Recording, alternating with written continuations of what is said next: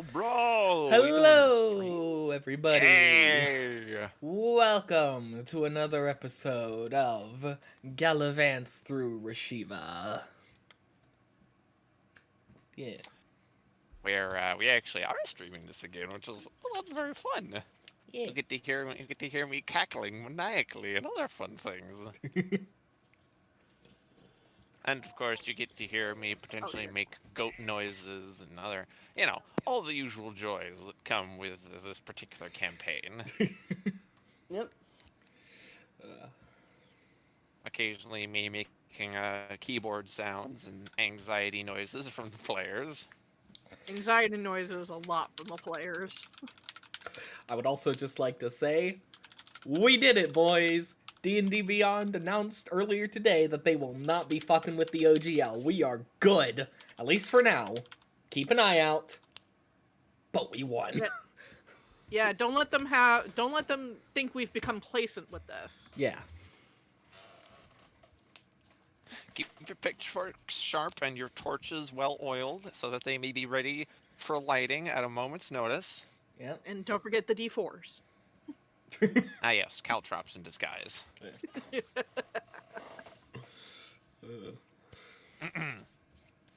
But y'all ready to play some D&D? Let's Yep. fucking go. Been ready. Alrighty. Where we last left off, you all had decided to inspect the offices of the former head advisor, and had discovered in this not only does it appear Calvin has access to the technology that you all have discovered originally. This is, it turns out, not the original head advisor of the Elven Kingdom of Elun. Instead, this is a copy created by the reality-bending Deck of Many. Val, discovering this, was distraught. Mara was perhaps not fully comprehending the weight of this knowledge. Yet there the party is, standing in the head advisor's office, reeling with this realization, as well as with now the weight on their shoulders of the council needing to be formed, House Perry and its illicit dealings, and more in the world of Rashiva. Party, take it away. Upon Val discovering this information, is enraged and more or less fumes out of this fucking room. If I remember correctly, Gideon was thus returning. So With he Gloria. completely missed the memo, more or less. Yeah. Yeah, He was He just now saw an angry Val storm He- pass. yeah. and I He remember had correctly, Dora's like, go after him. And Mara also Yeah, because I think, went after him. yeah.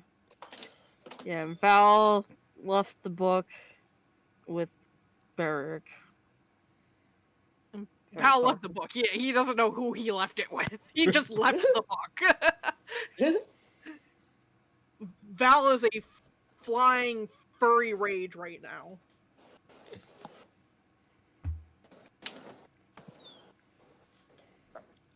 So yeah, if I remember correctly, Dora's like, go after him. So of course, Gideon would nod, immediately turn around, and go after Val. Yeah. Mara's also. Yeah. And then Beric probably realizing that's like, oh shit, Gideon left to go get Gloria. Should probably check to see where those guys are. Well, Goes out. Gideon and Gloria just came back. Yeah. So once Mara and Gideon have left to go and try and control Val or go and get Val, it's you and Gloria Yeah. left in the office. Barrick, should Yeah. we go, should you go after, 'cause I'm a little kind of She leans on one crutch and waves the other. Incapacitated. Still. um, but you could chase after, or we could keep exploring here.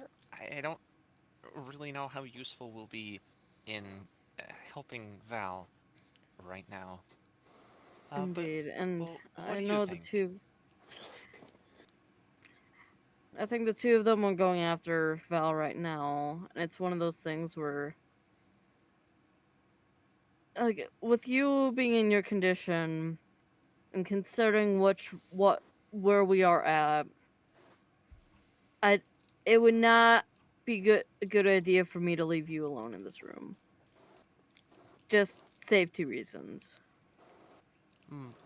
or at least Okay. just precautionary safety reasons. So then, what should we do? Since we're here, should we actually explore around some more? I kind of feel like we should. Yeah.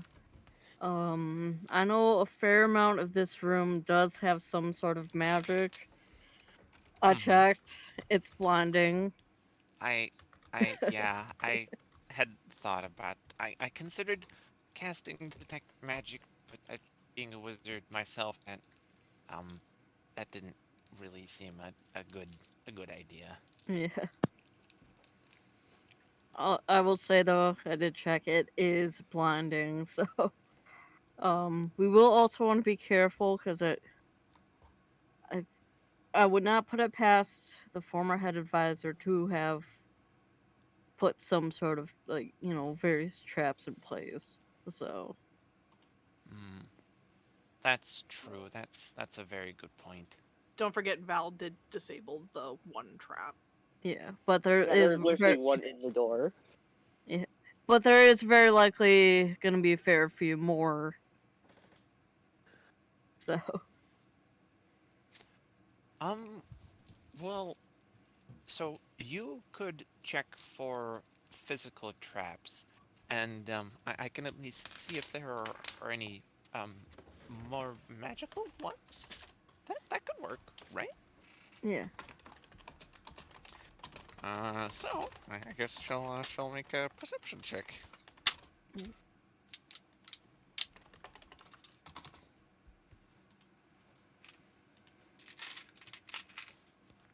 Uh, and she got a not great roll. That was a 14. I I got a mean, it's not 13. terrible, Yeah, but she she don't find nothing. at least Um, nothing obvious. I think it's probably safe to say neither of them finds like the yeah, well, what was your roll? Did you do your roll? Where's your dice? a 13. Then yeah, neither of them finds nothing. Oh yeah, like the obvious ones. So I'm not seeing anything immediate, but I would not put it past the former head advisor to have kept things a bit more hidden in terms of like traps and such. Um, well, I don't really see anything. I mean, I see a book on trap making, but that doesn't seem too useful.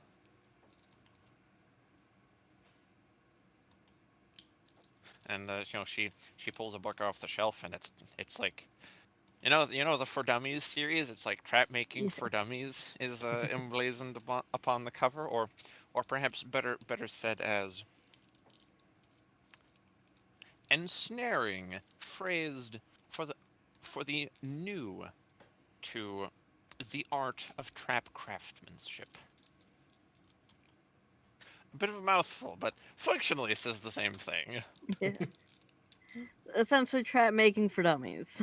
Yeah. And she, puts the book back on that slot on the shelf and continues to sort of hobble her way around.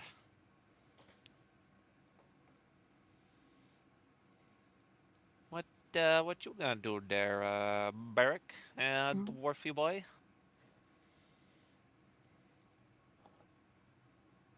probably like also be kind of like looking around, kind of seeing what stuff is in like the former head advisor's office, especially in terms of like books. Like Uh, what? okay. Go ahead and roll me investigation. Since you're just taking a general glance around, look and see what it is you discover more naturally. A ton. Okay. You end up finding some simple tomes for spellcraft, some legal texts. You find um one specifically on dwarvish legal practices, and you kind of go, because dwarvish legal practices are convoluted. Dwarves are very particular about Yes, yes, they are. their dealings. Is One wrong word, and the entire deal goes wrong. it is notable that that volume is a full pound heavier than the other legal volumes. I'ma just keep that in mind and take that with me, cause it's like that immediate suspicion of like, why the fuck do you have this book? Ah, he was the head advisor of the country. I mean, Why fair, do you but think he had the book? yeah, fair, but at the same time, doesn't hurt to take it, cause refresher in case you know the rest of the party. Well, congratulations, you have now a 2-pound book. Hey, that's a weapon right there. That's an improvised weapon. Yes. Improvised legal weapon. Haha. As My soldiers profile. said it best. Oh no, he's got a book. He's going to read. Uh,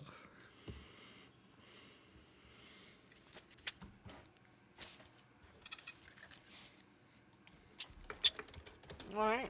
Anything else you want to do in here? You want to take another look around, or? Yeah, probably just like continually looking and just be like hey, like asking Gloria, like if there's things there she could potentially use in terms of like alchemy, like stuff that she could use. Um. No, you're asking character.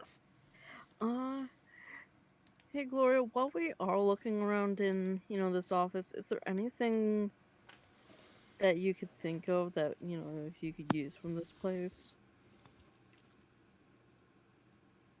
Hmm. Um. I don't see anything. I mean, I'm looking. There's this box of wands, but honestly, they seem kind of cheap. I think he might have gotten ripped off. She holds out the box of wands, and yeah, they look like they're kind of cheap. Like one might actually be made out of cork. Oof, yeah.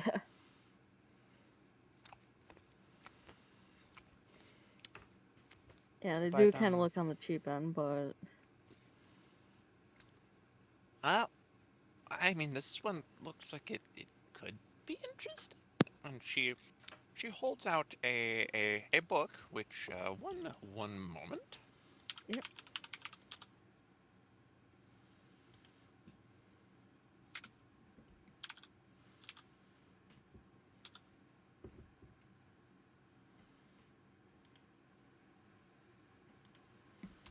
So what she hands to you is what appears to be a grimoire, a fancifully covered book, and it is oddly stark white in its coloring. You touch the cover of it, and it doesn't just feel like normal leather. You understand that to actually be dragon's leather.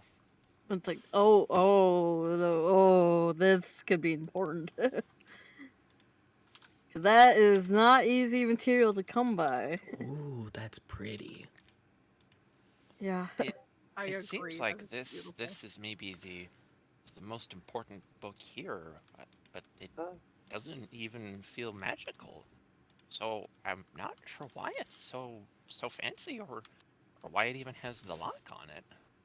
Uh, There's probably some reason why it's in here and in the head advisor's office.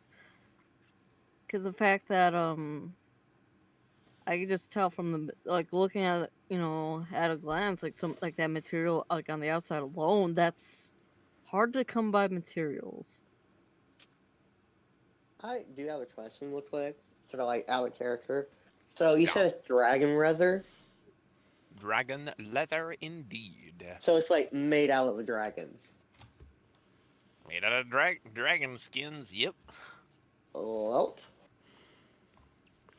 I mean, we're talking about a guy who fused the son of Tiamat with 2 other dragons. I think he can kill a dragon. I know, it's just, Also, Gem Hoarder me needs to also go on. Do you guys see that stone in the center of that book?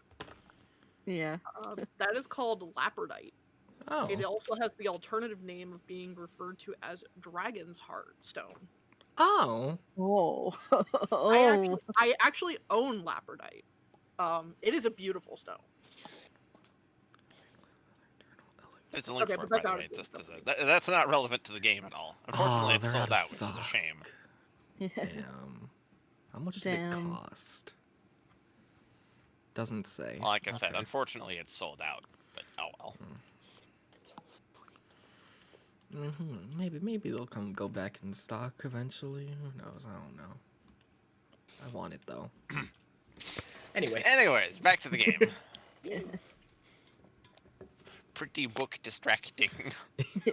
Very distracting. Truly, we are a bunch of goblins. Yeah, pretty book. Yeah. We're the best type of goblins, though, is the thing. So We find anything that looks shiny or nice or pretty. Funny we must math take a rocks go moment to brr. admire it. Funny math rocks. We. Go click clack. Yeah. But yeah, I think kind of like looking at the book that Gloria like brought up, like the one with like the dragon leather and all that. I know you said it doesn't seem magical, but there's definitely seemed to be something of importance as to if it's kept in, the head advisor's office. Well, I mean, there has to be a key somewhere.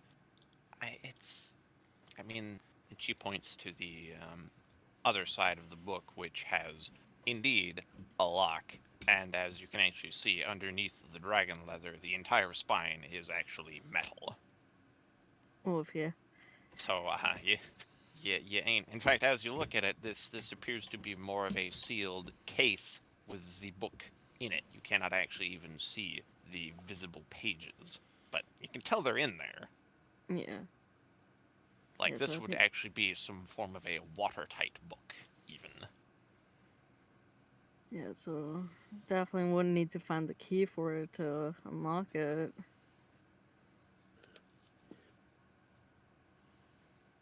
And I would not put it past the head advisor to have it hidden somewhere.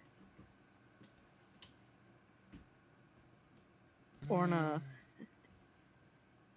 Oh, well, was Val able to open his desk at all?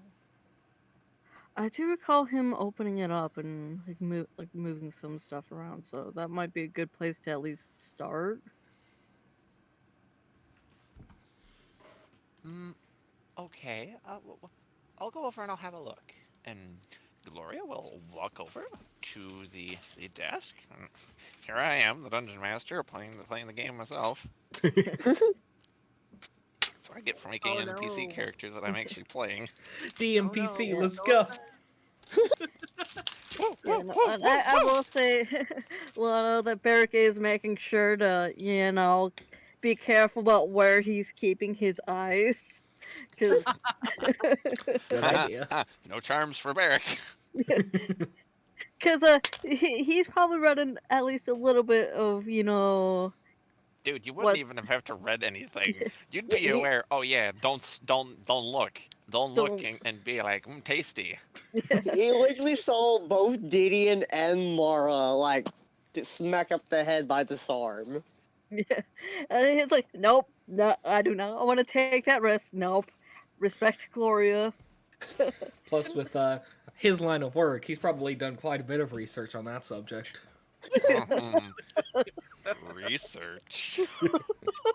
Yeah, sure. That's what the kids are calling it these days. Just Val, whatever you do, don't let Barrick get a hold of the OnlyFan.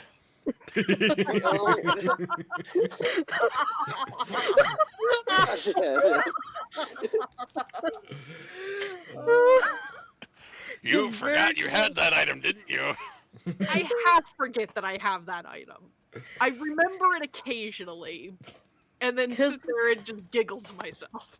Because Barrett can and will utilize that and just be like, hey, more material. He's mostly keeping that away from everybody just due to what contents are on it. He would prefer to keep his parents' private. It's like hashtag until it comes out that some of Barrett's works is in, Val's parents' room. Oh my god. He'll probably just yeet it at your head.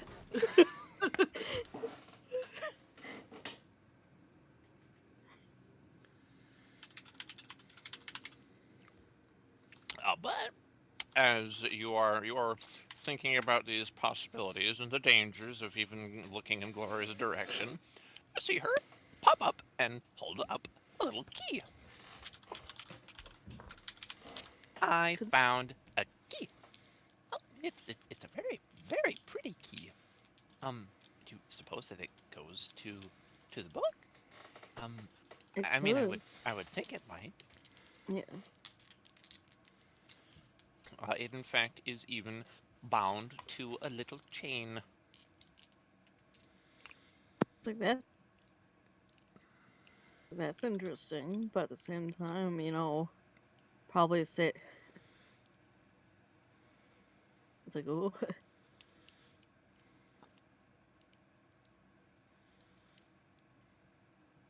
Yeah, because I would not put it past the former head advisor to keep something like that, and, like on the chain. Well, here, and she offers you the key. Alright, and I'll carefully pick up the key. Kind of like looking it over and just like looking between it and then just like looking at the lock that's on the book. I mean, you can tell that these stones on the cover of the book and the key match. The picture I shared obviously does not match, but imagine that it does. Yeah. Yeah, definitely seems like this, the key correlates to the book, but only one way to find out, I guess. Gloria nods and kind of scoots up beside you to peep over your shoulder. Yep. And he'll carefully insert the key into the lock to see if that does anything. And there's a nice little click. Oh.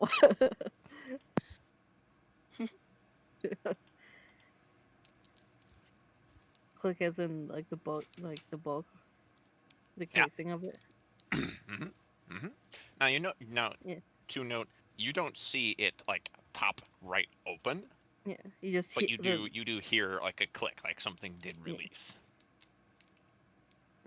It did seem to work, so I'll probably still doesn't hurt to be cautious, and then carefully goes to see about opening the book.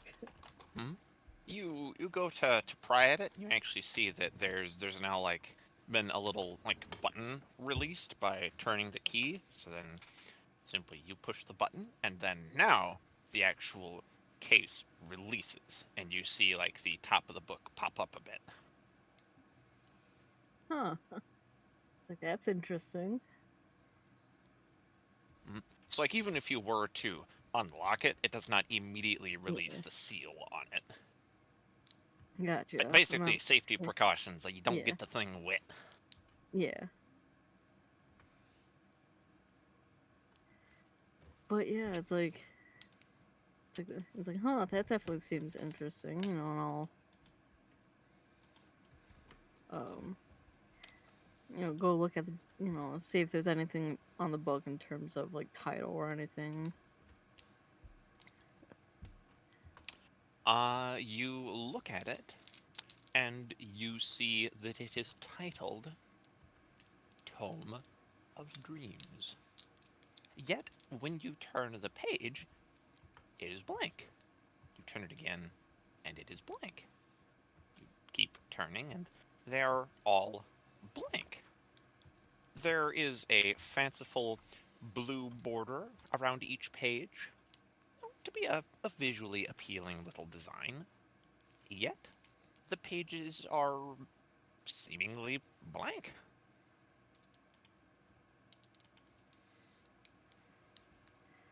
It's like, nothing like, obviously no immediate writing, but it could be likely that there's some sort of like hidden way to like see if there's anything written down.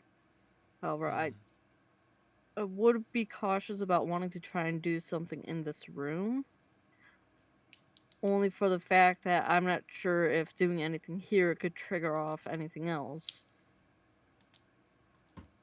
I do agree. I do agree that may not be a good idea. Yeah.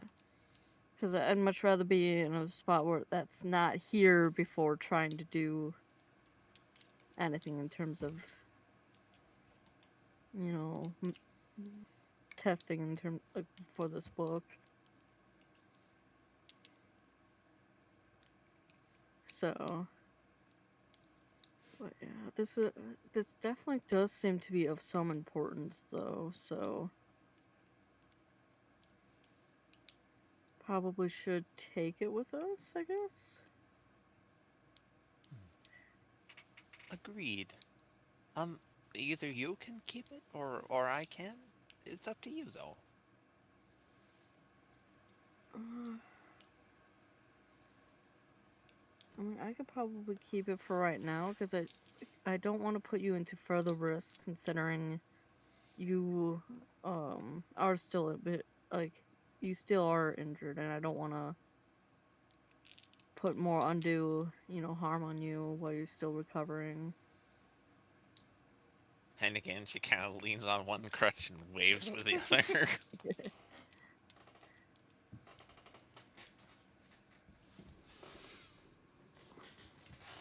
But yeah, would this room work for you in terms of like setting up shop here, or would you rather someplace else?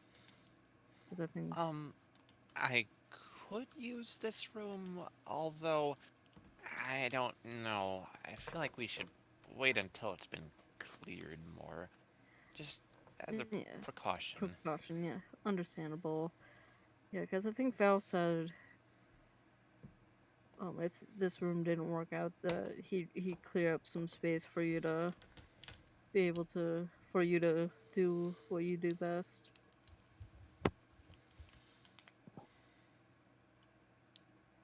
It's just I know right now it's more a matter of getting him to calm down first.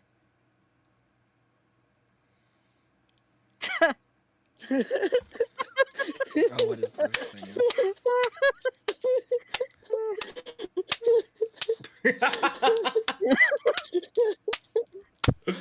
Oh, that's great.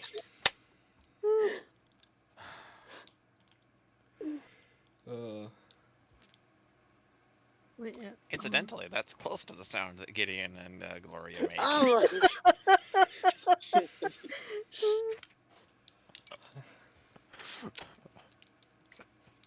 Anyway, moving swiftly along. Yeah. But yeah, shall we head out of this room for now then, and Yeah. I agree. Alright.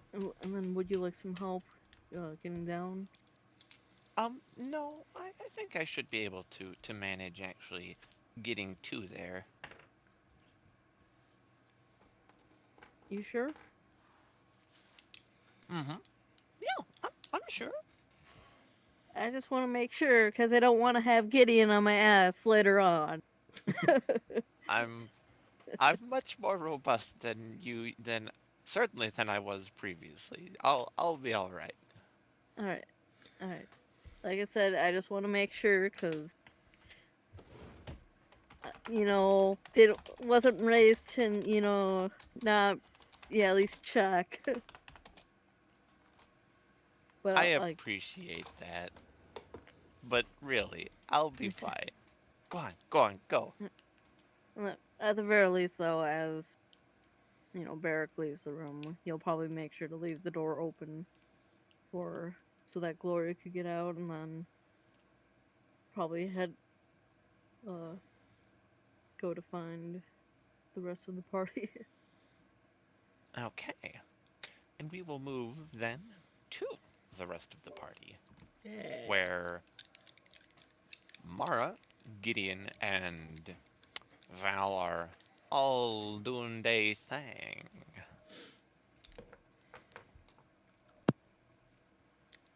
Yeah, Val is. I mean, Gideon is definitely like following Val. Yeah. I'm a bit worried about why he's so angry. Val is just booking it down the halls pretty much at this point, and he's, I imagine, swung by his room to pick up his weapons, and then immediately leaves, just to head towards like the training grounds outside, just somewhere not in the palace. I imagine the training grounds, to be absolutely honest. Gideon with a sort of like call out to Val. What's wrong? Just Why are leave me you? alone. Just leave me alone. What happened in there? Why are you? Too much fucking happened, Gideon. Now piss off. Oh. Okay. And he leaves.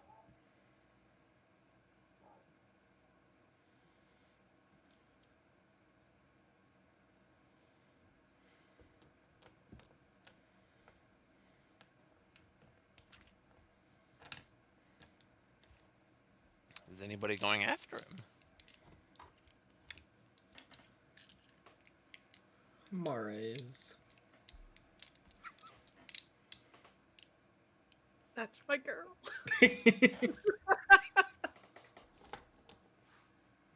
Aw. Try to calm him down, Mara. Good luck. Okay, I'll try. And she follows Val.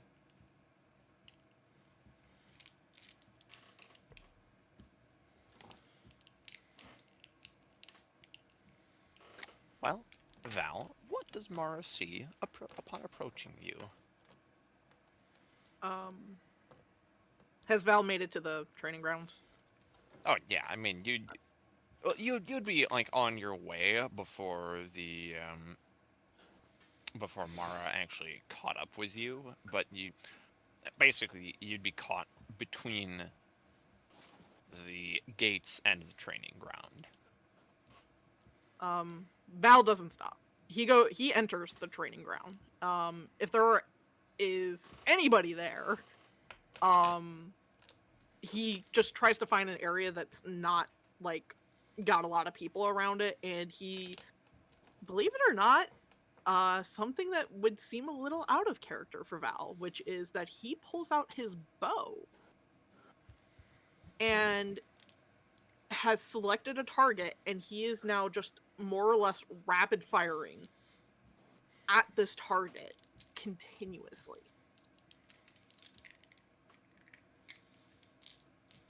and you can just see, like, with every time he pulls that bowstring back, that it feels like he's trying to put all of his rage into every single one of those arrows, into every pull of that string, with like the hopes of, like, when he releases it, that the frustration and anger that he's built up is trying to be released with it.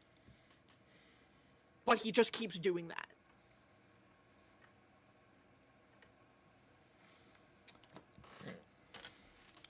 Mara is just gonna sort of stand there to the side, watching him for a bit, and eventually she speaks up.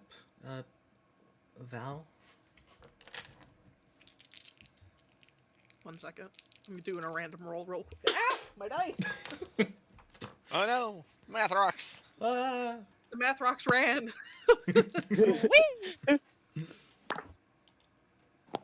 Holy shit, Val. Jesus Christ. I decided to do a random roll of being like, how many arrows do you think he gets off before Mara asks that? And I rolled 66. Oh! Oh, damn. So, Val was pissed. Mara, the moment you actually speak, this final arrow strikes the target dummy, which is like a person's shape, like with a sack of flour on it. You actually see Val hit the pole, and you hear a little crunch as you slowly see it tip over, stop for a second, snap, and the dummy hit the ground.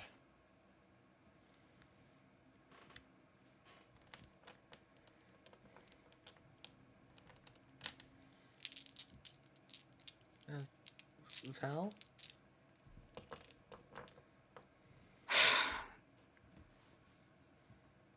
He lets out just a very deep and tired sigh.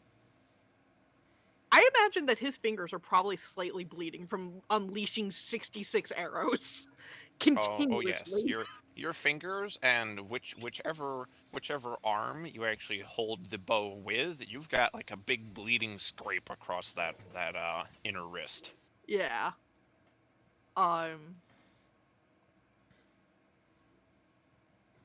He's tired physically, but that anger has only just barely been subsided.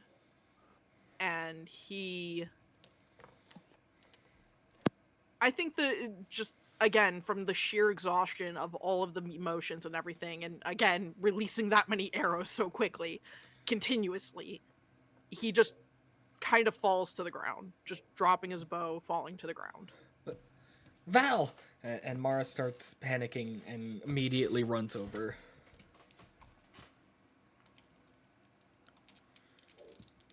Why is it every single person that I've trusted has always turned their back on me? But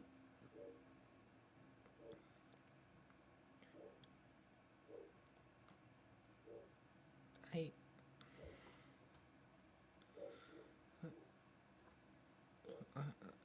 And she's sort of at a loss for words until eventually she just goes, "Are you okay?"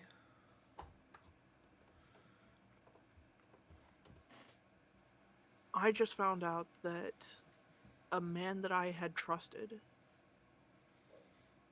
abandoned me. And I thought he betrayed me. And I don't know which is worse.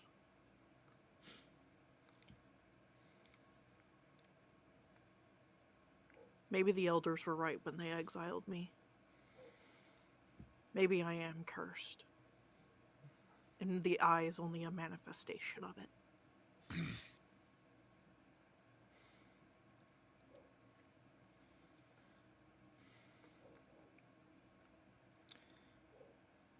Mara's just going to... She looks down at the ground for a moment before she moves over.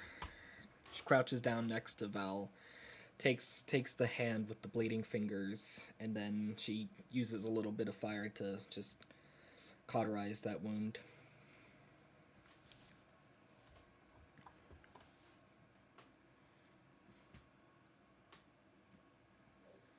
I imagine there's a little bit of a reaction, but Val is just so numb right now that it's more or less nothing. It's like a slight wince of like, oh, he got pricked with a needle kind of wince.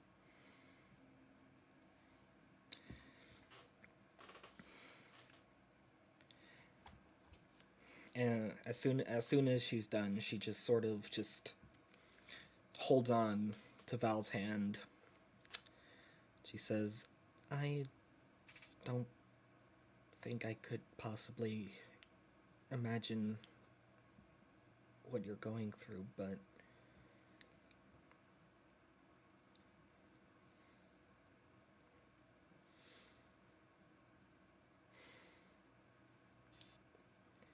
maybe you're right. Maybe you are cursed, but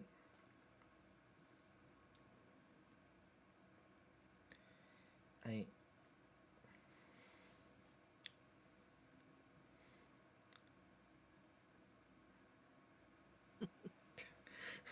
Maybe I am cursed, says one of the few people I'm currently close to.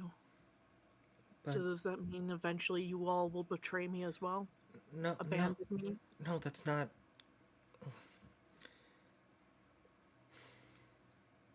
Val, back before we did all the infiltration, I told you that I was with you 100%. And that hasn't changed. I don't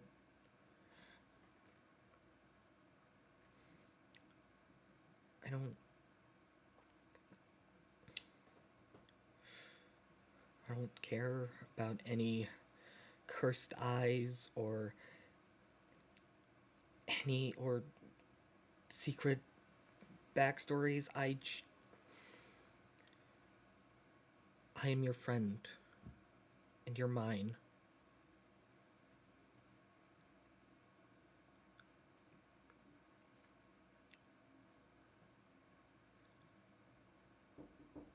God damn it! Someone's at my door. Ah, God! Oh, Rip. Emotional God. damage! Right, God, right, dang moment. it. Yeah, it was so perfect. All the scene was set so well. Yeah. Dang it, person at Simon's door.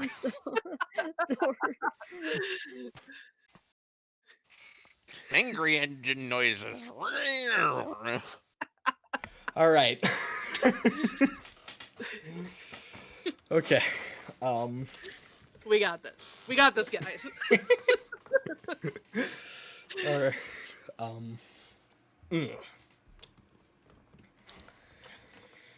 Ooh. Okay.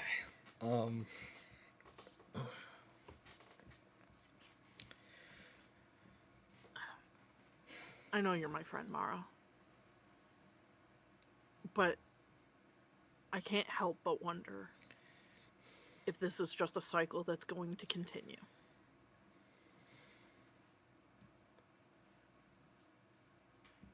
And I like to think that Val, like, with Mara kneeling next to him, if she's by his head, like, he just turns his head and kind of, like, leans his forehead against her knee. Because he's pooped of energy. And he doesn't have the energy to get up and, like, give, like, a proper hug. And that's, like, the closest thing he can show to affection right now.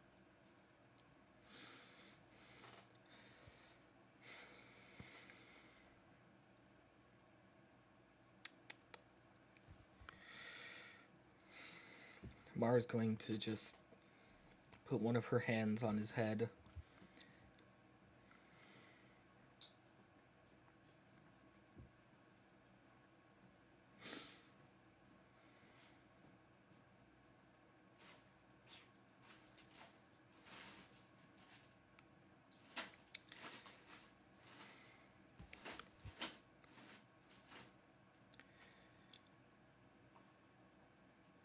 You really won't leave? You won't betray me? Absolutely not.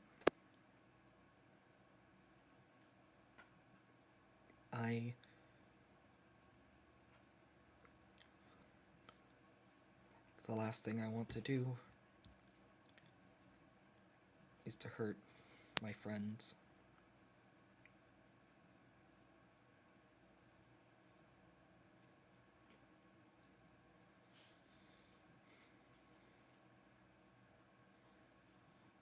I don't want to hurt you either. I don't want to hurt anybody.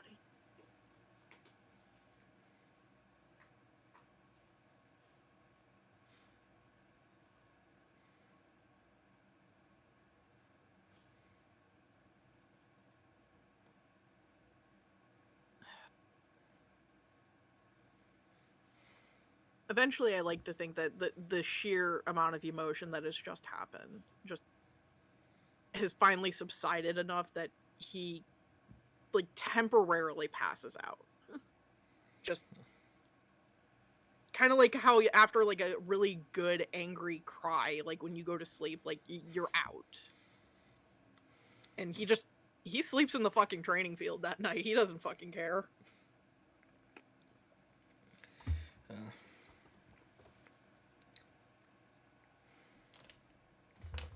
In that case, then Mara's just going to sit there like that for a while before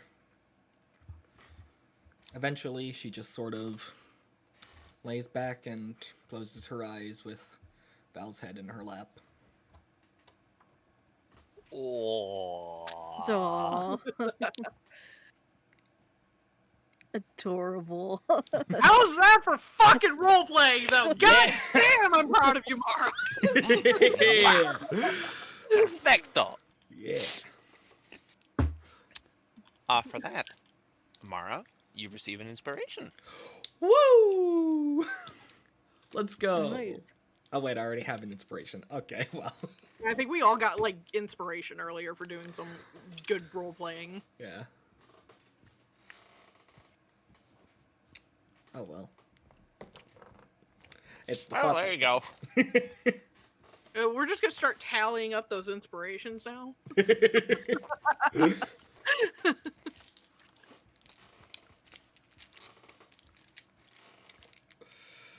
Alright, you guys just gonna kind of chill there and out in the courtyard? Yeah. Yep. Val's not leaving. He doesn't want to go and see anybody else right now. He's still, like, he's calmed, but that is still a fiery rage in his belly. Yep. And Mara is not leaving his side.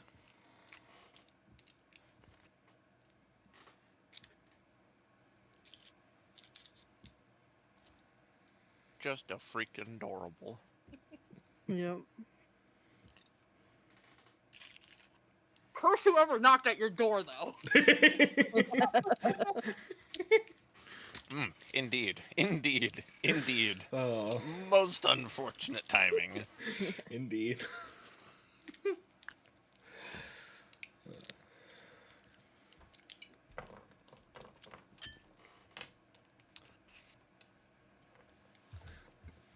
Well, golly. Where to go after here? Sorry, I feel like we stole the show a little bit. Oh, that's all good. You both earned it.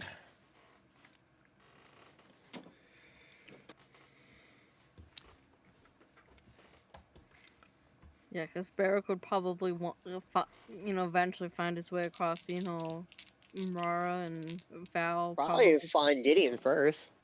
Yeah. Gideon was probably making his way back to the whole office thing. Also, Koga, I am so sorry, but I hope you understand that was fully in character. Yep, I understand.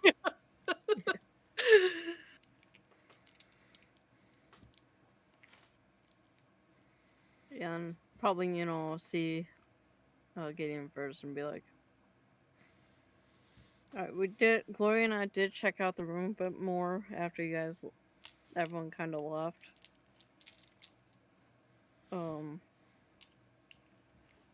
definitely we definitely did find something that I will be looking into a bit more. Um, although Gloria and I kind of both agreed on the fact that it's probably safest for her to not use the head advisor's office until everything's been kind of taken care of first. Well, that makes sense. So what did you find? We ever kind of I could kind of bring out um the book that Gloria had found initially. Because by this point he would have put it back into um its encasement. So, just real quick, when you opened the case, the pages were bound into it. Like, it is still the book. It's just the Yeah, cover is like an actually fully sealed gotcha, case that the pages are in. gotcha. Like Barrick would have, kind of brought out the book, and it was just like Gloria did find this. The reason why I'm wanting to look into it a bit is, well, not well. She didn't pick up any like immediate potential like traces of magic, I guess. Although it was hard to might have been a bit hard to tell in that room. Considering the material it was made out of and the title of it, it's something at least of note, especially considering it was in the former head advisor's office. Hey, yeah, you see Gideon sort of look at this book, sort of like look confused for a moment, then almost turn like almost like visibly ill. Like he is clearly like disgusted by it. Like he immediately like looks away from this book. Like put that up. Put that up, please. Yeah, and Barrick will immediately put it away, and it's like, yeah, considering it's made out of Yeah, yeah, that's sort of like if I sold you a book made of like dwarven sin. yeah, Ugh. yeah. Do you really need to carry that around? I'm not planning on keeping it for long. However, it is something, considering where it was found, it probably should be at least looked into. Because the title of this in particular was called the Tome of Dreams. All right. And considering what it was made out of and where it was found, it's at least something that we shouldn't just put aside and forget about. Okay. So let's go back to the office. I think Mara's talking to Val. Don't interrupt that. Gotcha. Yeah. I know Gloria was a little bit behind me because she was also coming out and All bouncing right. it. I need to tell her a lot. Yeah, let's go back to her then, because I did ask her if she wanted any help, coming down, but All right. Let's see her. yeah. So let's go back to Gloria then, and walking back the way we came back, the way I came back to Gloria. Gideon's obviously following.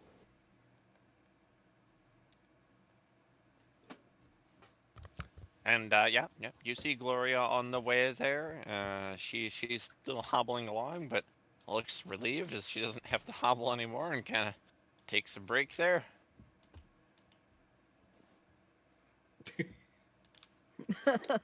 Nice. Hi, Laura. Hi, Gideon. She kind of walks up and just sort of leans into you, like would give you a hug, but arms obviously occupied. Well, Yeah, okay, her Gideon wings reach out and wrap around you. just sort of hugs her in return. I need to tell you a lot. Do you have a moment? You're not. My bad. Something important. Oh, um, well, sure. What is it? He just sort of looks around. They're in the hallway, right? Yeah, they're just out in a random hallway. Somewhere a bit more private. Derek, is Val's room nearby? Looks around Not there. really. Yeah. Uh, No, not let's. necessarily. Um, Alright, so nowhere I would really find the private. closest place that would be private, though. Yeah, what is like the closest place Yeah. that they would be aware about? Yeah, okay. You find a random guest room. Alright, Gideon just sort of leads her over.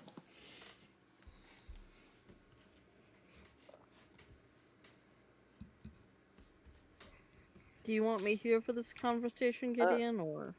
um, I'm not sure. Um,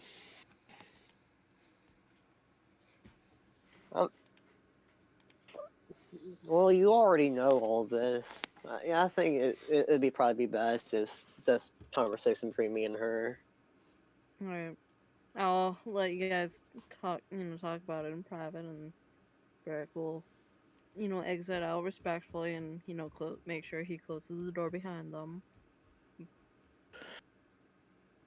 Um,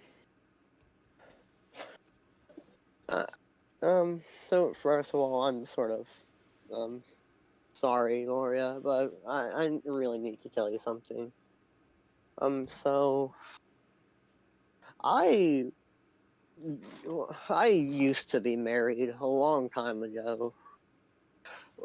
Long time ago, and well, then I don't know how to explain it, but wife died, became a paladin, didn't try not to think about it too much, and now I'm pretty sure I'm haunted by my by Amy. Her name was Amy. I'm sorry. Oh, I, well, I didn't even know. Um, I I'm know. sorry to hear, Gideon. I probably should have warned you, told you. Um, I don't. Yeah, but a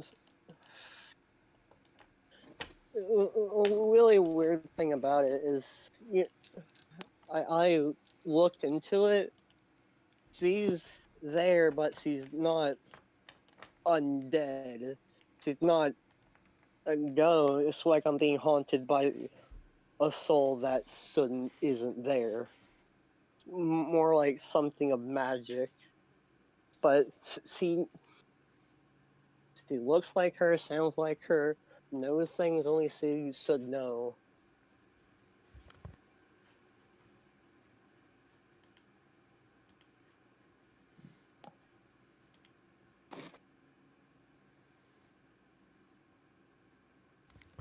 Gloria nods. She takes both your hands and gives them a squeeze. In fact, she even, like, she was sitting on the bed, so she's not standing. She gently gives you a pull so that you're sitting in her lap, and she just gently presses your head into her shoulder.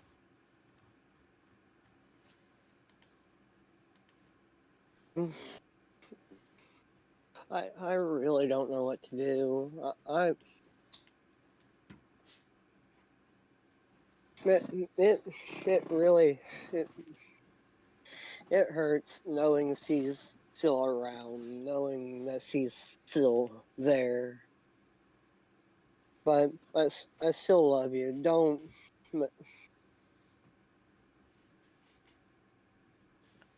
I understand, Gideon. That's a lot to take in. I'm I here didn't want for to keep this hidden from you. I don't think I could even if I wanted to.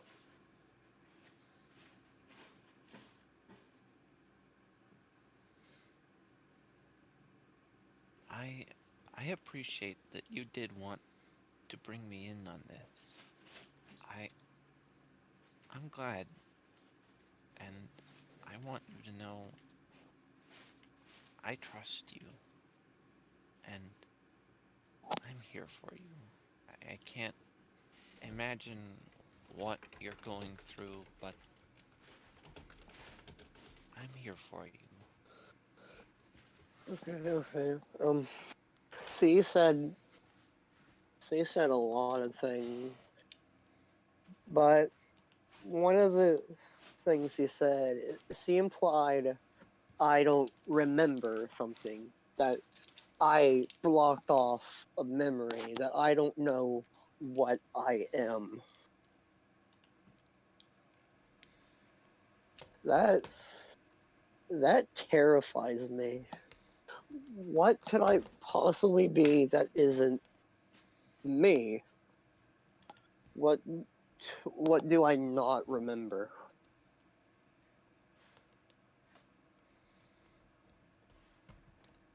Sadly, I don't know. But if you'd like to ever talk to me, I'm here. I know that's What what did she even say specifically though?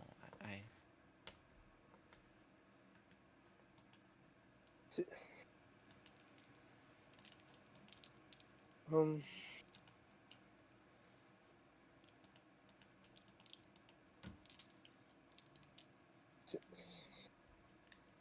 Um,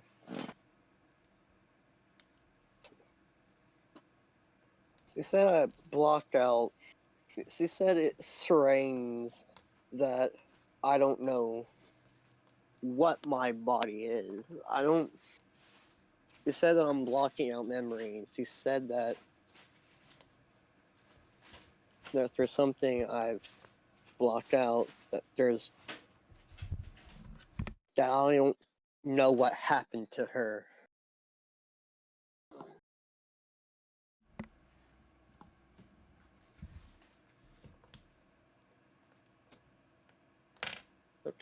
How can I be a dragonborn and not know what my body is? It's flesh and blood, cells and sin.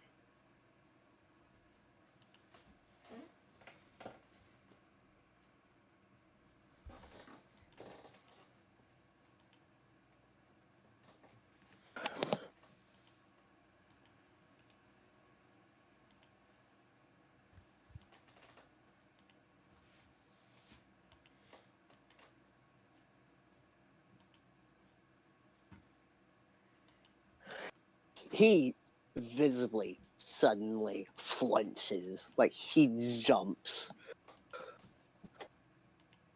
Like, his face goes almost pale. I, I don't. I I Gideon, don't know. are what's wrong? What Um, was it? Was it her speaking?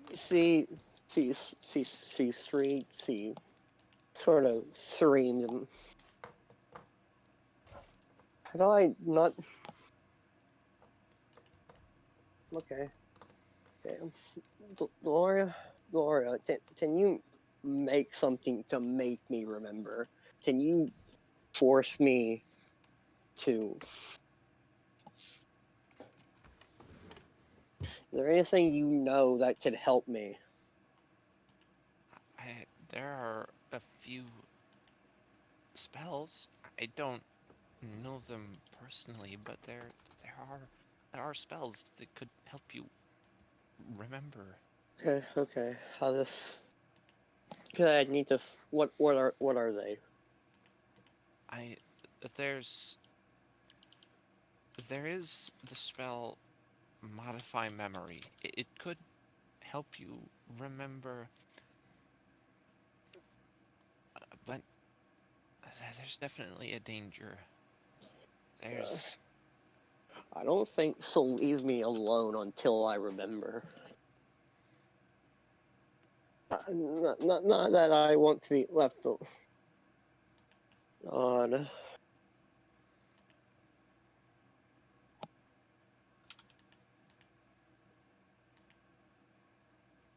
for now, Gideon. Let's just rest. We're both tired. Okay, let me just tell Barrick. Let me just. I don't want Okay. him to worry. Do He you can want tell the rest to of the group. rest in our room, or do you want Uh, to just rest here? Let's go to our room. I don't want to be a bother of someone else's. Okay. She slowly lets you get up and helps you up as best she can, and you are then free to move about. All right.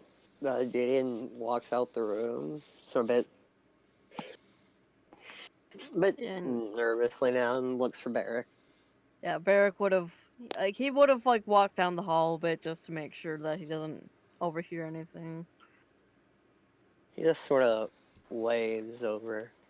Um, hey, Barrick, me and Gloria are we're going to rest for a bit. Understandable. Can you do me a favor? What? Can you do research into the spell modified memory or anything that could help someone remember something? Pulls out notebook, adds it to list, adding that to my list of things I'll look into. Might as well. I'll probably be heading towards the library, so. In the sort of like tired smile. All right. Thank you. Yep, no problem. All right, Gloria. Let's go take that nap.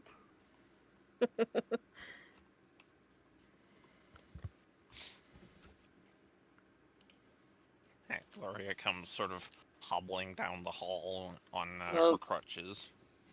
you know, it'd probably be easier if I just did in those to sort of pick Gloria up. Oh, oh, oh, oh, oh, oh, oh, oh, oh, okay. She stammers out, If and that's has instinctively gone wrap arms around you, probably and you see still. her wings just go zoop, and close on her back. Yeah, probably sort of, warned you. And All right. she's her tail's clinging a little tightly around your middle there. He just sort of nods at Barrick. All right. Um, I don't know how long I'll be asleep, so I'll just say good night for now. Alright. Or good evening, whatever time it is. And knowing Mara and Val, they probably still, they're doing some, doing their own thing in terms of making sure Val is at least calmed down a bit. So, yeah. And then I kind of don't want to interrupt that. So, yeah, I'll probably just head towards the library then. Wow, Have a good Merrick, night. way to insinuate that Mara and Val are up to no good. He doesn't know. Yes, plot for his next book. If he only knew.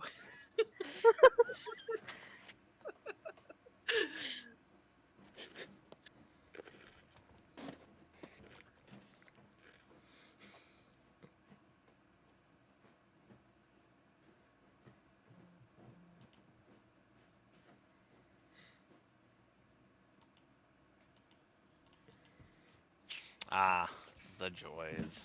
Yeah.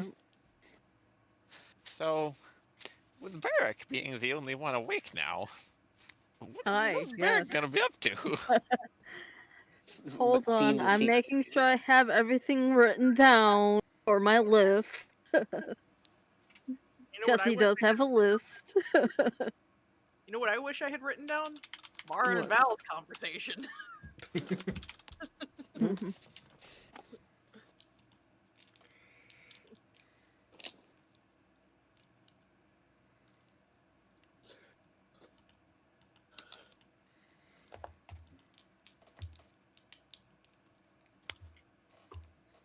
So, alright, you got your list. You got your list there. Have you checked it twice?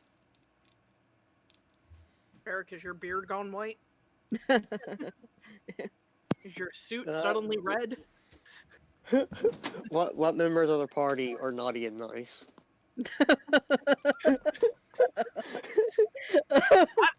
Oh, hold up. That is a podcast for later, friends. That's a whole we could spend an entire session talking about that.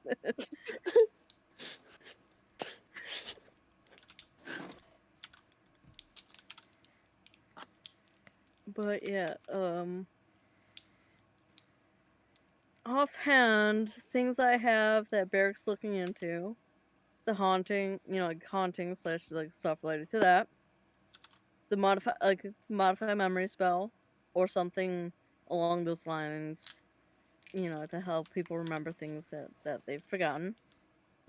Look into the book that Gloria's found. The I have it written down. I swear I have it written down. The Tome Read of the library. Dreams. Yeah. Yeah. See if there's anything related to the Tome of Dreams or something along those lines. He does have. It's probably safe to say that Barrick does have the head advisor's book. So he's probably going to be double checking things in there and potentially being like, is there a way to reverse certain things?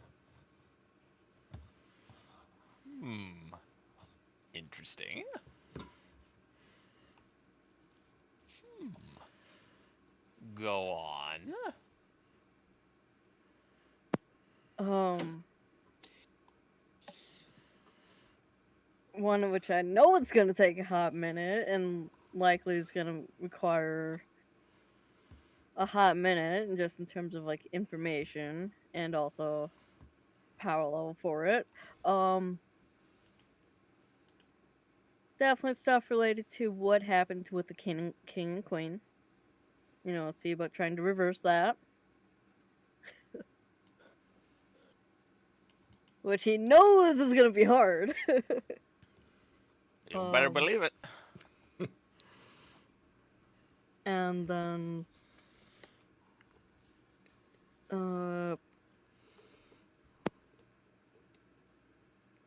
let's see. Trying to think of what else he's like looking into. If I remember correctly, isn't he going to look into the secret ring of the library? Oh yeah, that's another thing that he could look into. Maybe he could do more research into that statue he saw? Or that Oh. Val who saw the statue.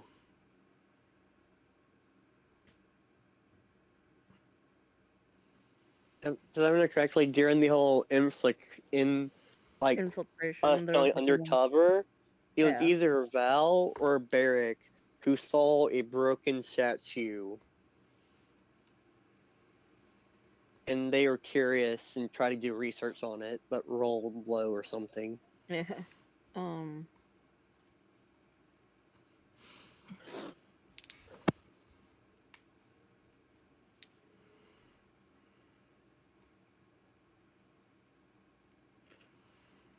But yes, he does have a list.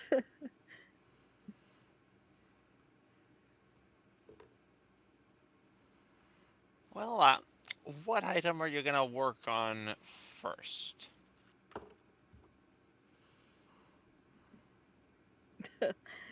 Uh, the thing he's probably gonna work on first would probably be somewhat between the trifecta that is, like the helping people remember something, like the modify memory spell. Look into the Tome of Dreams, and then looking into like the head advisor's book in terms of like the information that was provided in terms of oh hey, I took the souls out of the king and queen's bodies. How do I reverse that? Hmm. Well, you shall have to pick one. I And know, I know. where specifically are you going to be looking for this information? That will Um, also be important. that is true. Uh, he'll probably go to like the main, like the library that's in the castle to for like kind of like since he is in the area, um, to look into like the modify memory spell set. Like the hey, if I've forgotten something, is there ways to help people remember?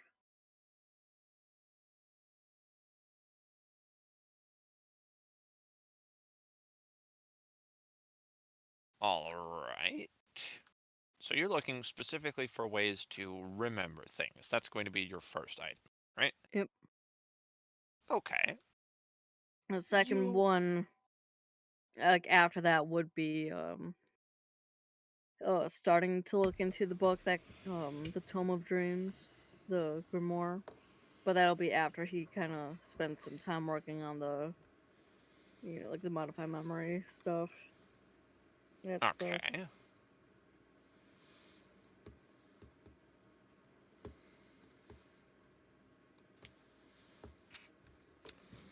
You do find information on these spells pretty handily. They are at least relatively common in knowledge, though you don't find information as to how to cast them. So people know of their existence, but don't specifically know how to cast them. It's not information that one would normally just like to have floating around. I mean, you don't want to freely give out information on how to give people false memories or mess with people's remembrance of things. That's just inviting all manner of terrible Yeah, stuff. like all sorts of shenanigans that people would rather not deal with. Indeed. So, although you do find books on the subject, you basically find for more information you need to consult the head librarian.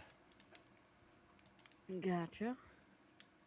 Yeah, there's Yeah, basically a note and it's for like for more information you need to seek here. gotcha.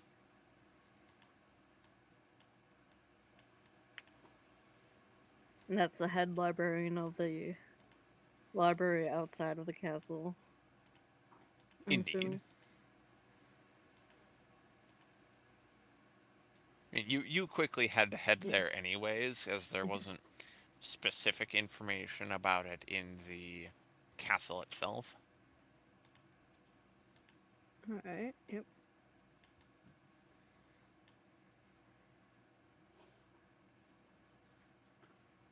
You enter into the main library of the city, and after you make a few inquiries, you are given a moment with the head librarian. He looks very occupied, but is giving you full attention, at least for the moment. You walk into his Hmm. office, and it's modest. There's filing cabinets, there's a plain desk, there's lots of paperwork on the desk, and various books. All right. So, what can I do for you? Please, quickly and clearly. I do not have a lot of Much. time. I was looking into stuff related to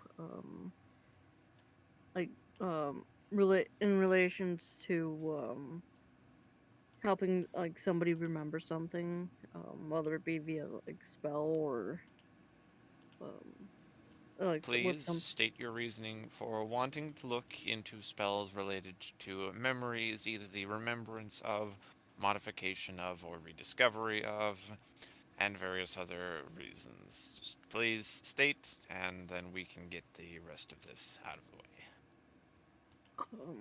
A party member that I work with um is currently in a situation where they're being more or less haunted by someone from their past who is stating that the party member is forgetting who they were. Like there's Hmm. parts that they've like repressed and like they don't remember what it is. Like Okay. Fairly noble goal. Understandable. Alright. If you would just sign this waiver, please. And he slides over a piece of paper. takes a moment to look over it, but making sure everything's correct. But It's then, yeah, pretty basic waiver. It's yeah, basically, if we teach you this, you take don't go, responsibility for whatever happens, and if you duck things, then well, too bad it's on you.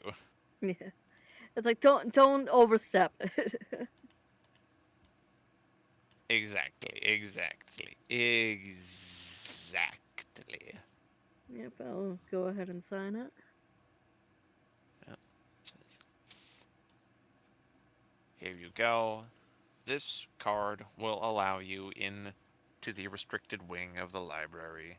Please look only for the books that you are actually searching for, and do not remain there after closing hours. Please and thank you. All right, thank you. Will that be all? Yep, that'll be all for right now. Then I will return to my work. And, like, when he returns to his work, you see one paper come in front of him, you see his hand turn into a blur, he slips that paper off to the side, grabs another one, hand turns into a blur, slips that paper off to the right side, grabs another one from the left side, and so on and so forth. And I'll step.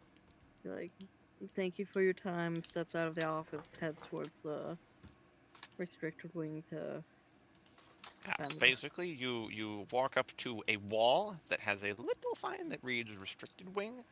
As you approach, you see the card glow. The wall morphs away, revealing a doorway. You step through, and it morphs back into a wall behind you. It's like it's like great way to keep Yeah, mm, don't even have a door. yeah. Yeah, and then obviously I'll spend the time just just looking for the books that I came here for in terms of the like the modified memory and stuff like that. Mm. And you're not under a time crunch, really, since everyone else is asleep. Yeah. But like I am at least conscientious of what time the library does close, because Yeah, okay, so you're trying to move a bit quickly. yeah. But at the same time, just like I mean, taking as much time as I can allow while still keeping in mind, hey, I should be out of the restricted area by the time the library closes. Okay, so roll me both perception and investigation. All right.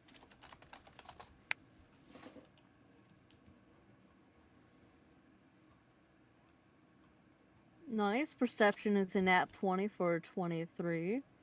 And then for investigation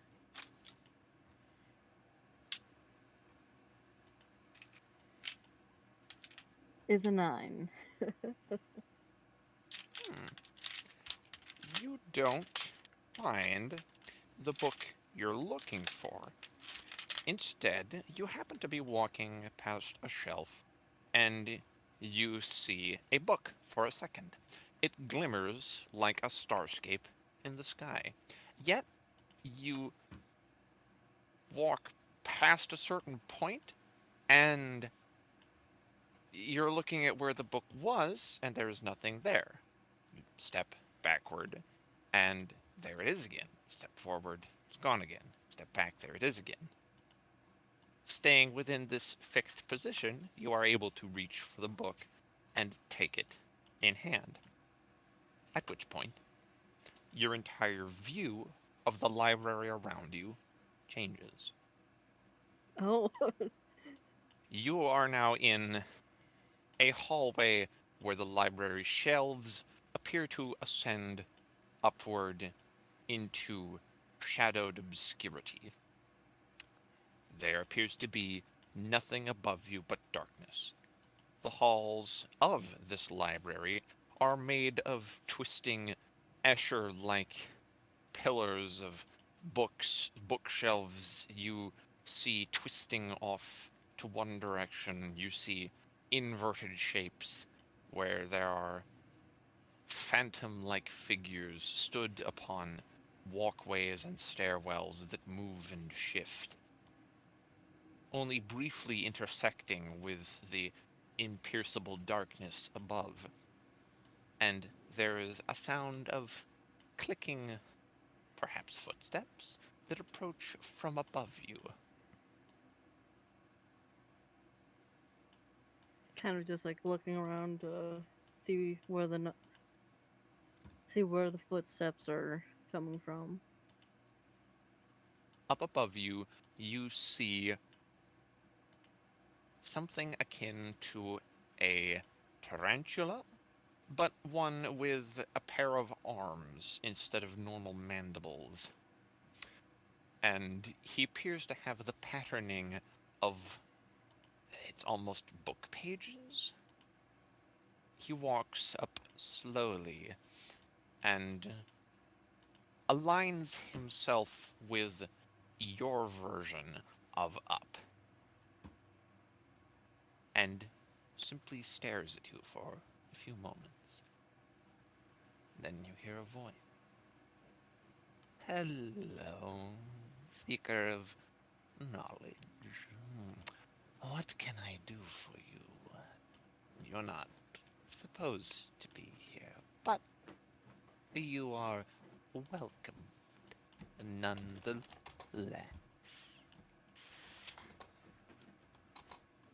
Hello. I was just looking into something to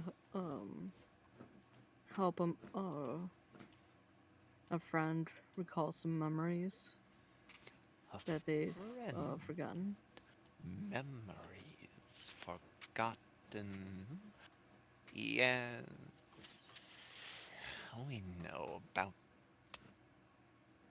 lost memories. What would you like to know? Hmm. Um, I was mainly looking into ways to help this person recall their memories. Then follow me, please. Alright. And watch your step. You don't want to fall, or maybe you don't want to trip. Just be careful. And you see this spider creature walk backwards up the shelves and recede into the darkness. At which point you see that there appears to be some thread leading up the side of this bookshelf, as if a trail to follow. And I'll at least take, the words of this being into consideration and just be cautious and careful about where I step. while following this thread. So now, do you follow it directly? Like, do you attempt to climb this bookshelf? I probably look and see if there's if the thread seems to follow in a direction, or if it's besides just straight up, or if it's just like up the book. It So- seems almost more like string one would leave to track a path through a dungeon. So it is a literal path. Gotcha. I'll probably stick to the ground for now, but like if necessary, you know, consider, you know, going up. You start walking to try and follow sort of the direction that it goes, and you see a flight of stairs. You begin walking up it, but it seems to abruptly turn downward at a 90-degree angle, and as you step over this, you feel your entire world's orientation shift, and you step over this edge, and a bizarre momentum propels you forward to where the shelves behind you now seem upside down, as if the contents of them ought to be falling into this void below. From this position, you can better see how an odd purple light illuminates most of this dimension. Candle flame flickers and floats here and there, and you even see one of these candles float past you, illuminating invisible pathways too as it goes. One of which is within stepping distance. Oh, it's like it's so tempting, but which way does You that see one? that the thread is now largely beneath you, or perhaps above you. It's difficult to tell with these perspective shifts. As far as from your specific position goes, it is below you, leading to what previously was up.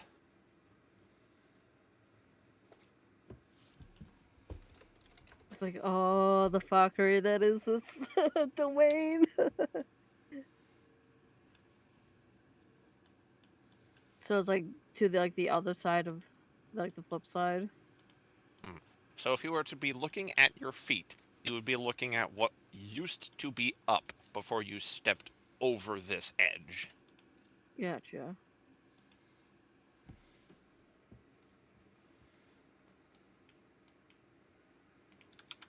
And then the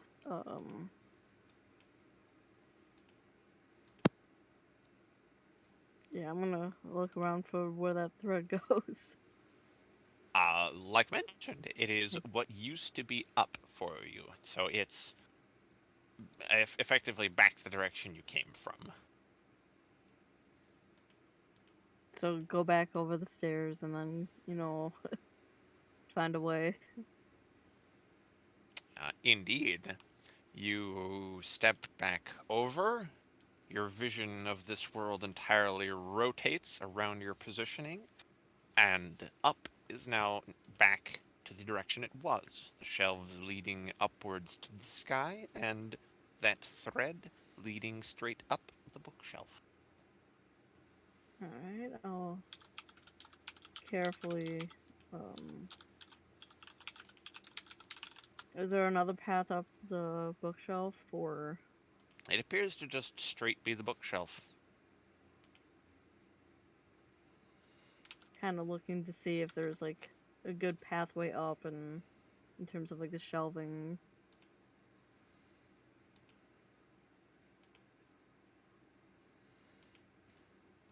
Before, you know, like testing maybe like the first like like the shelf closest to him in terms of like holding his weight.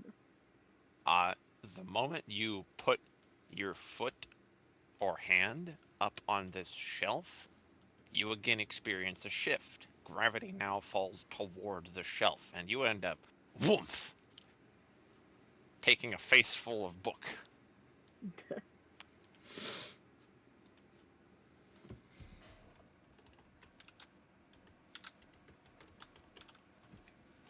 And now down is toward the shelf, and up there's another shelf above you. Nice. And where's the thread still there? I'm assuming. Yeah, the thread is now just like next to your foot and leads straight ahead. All right, follow the thread. You do so and find that you don't run into the spider being again. Instead, you come upon a tome. It looks withered and somewhat wrinkly, but upon picking it up, you understand that it describes how to cast this spell. It unfortunately is not specifically compatible with your form of spell casting, but does describe it in enough detail for someone to be able to ritual cast it. Gotcha. Does it give a rough description of like some of the types of spellcasters who would be able to do, cast it? Not specifically.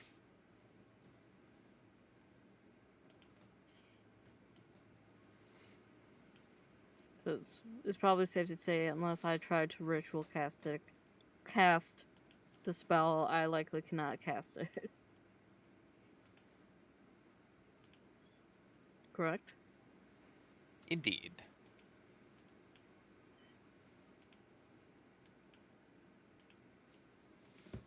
Alright, I'll probably take some time just reviewing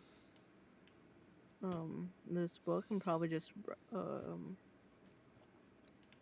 writing down what I can, because I'm not sure if I'm allowed to take this book outside of this location. You hear sounds of more skittering nearby. Oh, I'm so very sorry. I forgot to mention it's past closing time.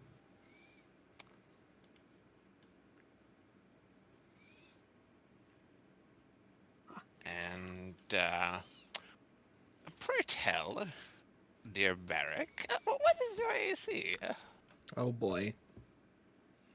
A 16. Never good. Interesting. Interesting. Barrack Lovely. run. But back at me, I was like, oh shit. Goes to like, shit. That does Right an down my 18 hit. Oh god. bad. Yes. You feel a gob of web strike into your hand. This, unfortunately, binds your hand and the book you're holding.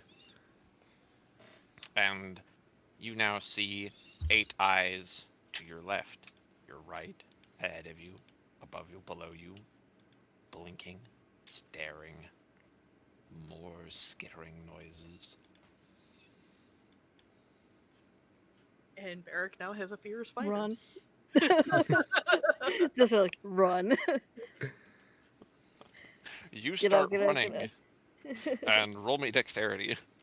Dexterity. Just regular check. Indeed.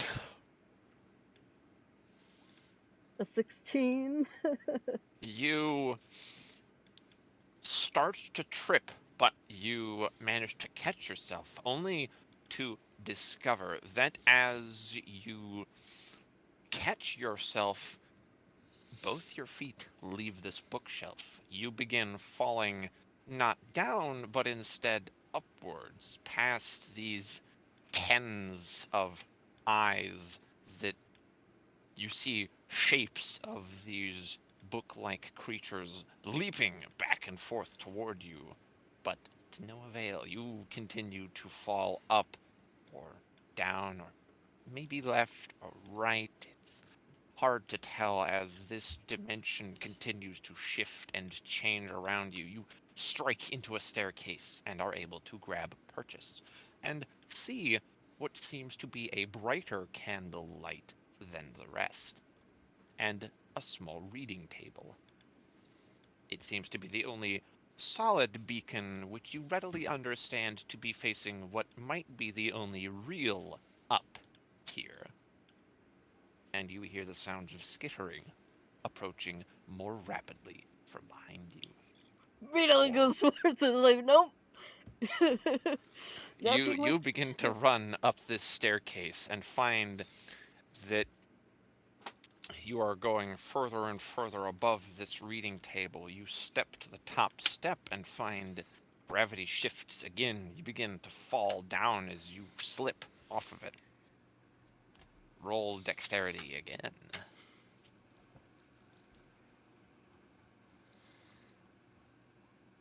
A 12. You reach to grasp at the platform.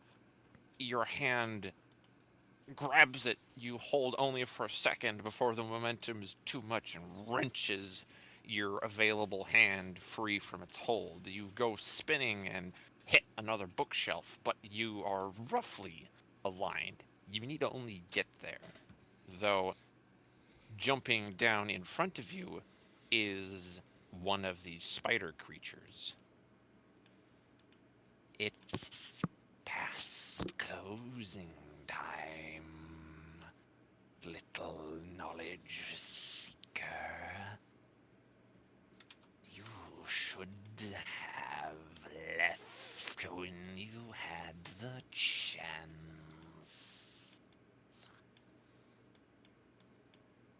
Well, that's what I'm trying to do. Immediately just feel like, I'ma leave now. Gonna try and get past and be like, Okay, that does not hit.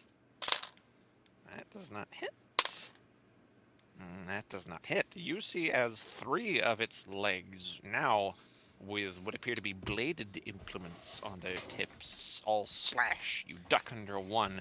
One swoops to the side of you as you shift your arm, and one just barely swings past you, and ooh, that's a bit of a shave you just got on your hair. Though you are not yet out of danger, as this opponent is pursuing you. Do you engage, or you continue running? oh, I continue running because if I engage, that's time spent not running.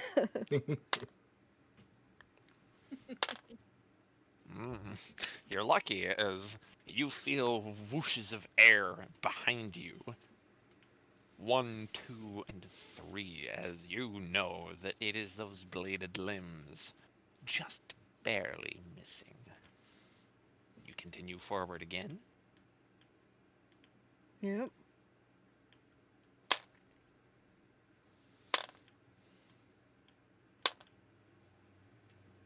Two of these actually make contact.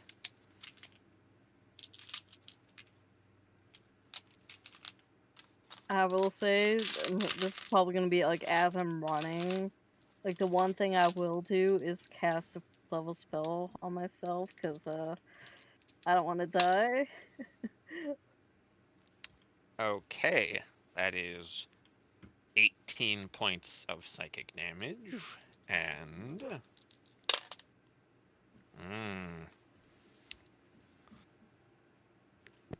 20 points of psychic damage. Though you reach the table, as you feel your back painful and hurting, there is no blood, but you feel almost like there is a splitting headache.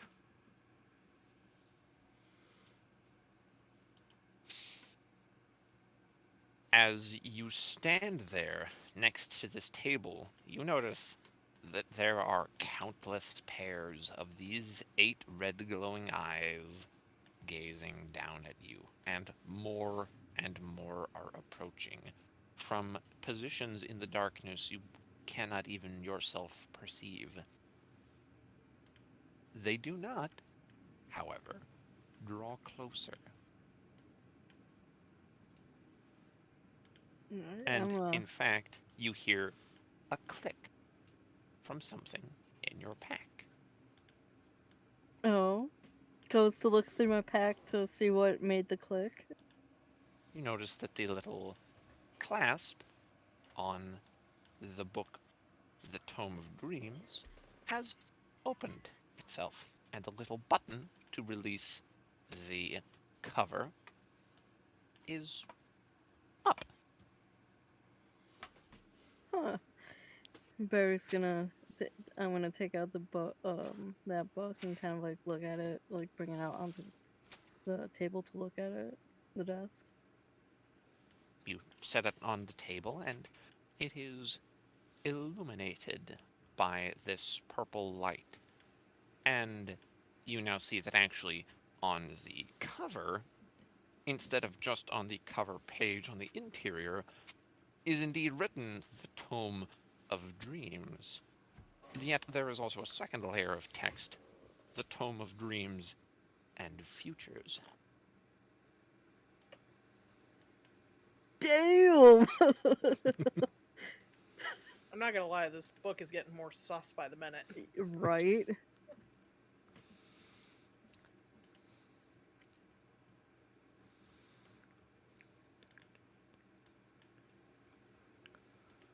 Alright,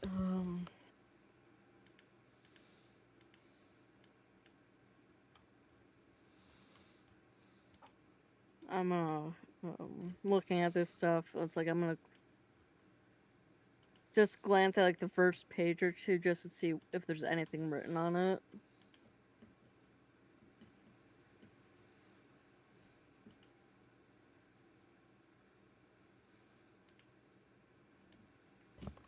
So you've opened it to look past the cover page, right? Yeah, just like at the like that first page to just to see if there's So anything written. the cover page does now reflect the same title as was on the actual cover of the book. It reads The Tome of Dreams and Futures. Past this cover page, you see text. This, of course, unusual, but there it is. It's like, huh. That urge to want to look at look into it further, but at the same time knowing that it's like potentially dangerous to do so. Yeah, you glance up to look at the various creatures around, and when you look back, you actually can read this text. It is now in Dwarvish, and it reads, "Hello, Barrack Runeshaper. Do you want to leave?" Uh-oh. It's like that pretty much that hello question mark. Hello. Nani the fuck? The fuck is going on here? I asked, "Do you want to leave?" And as you're looking at it, this text appears to write itself. And it is indeed in Dwarvish. It's like, yes, I would like to leave. Then, here, follow this path. The text vanishes, and you see more of these purple flames illuminate. The spider creatures back away from them as they're bright enough that it seems to repel them.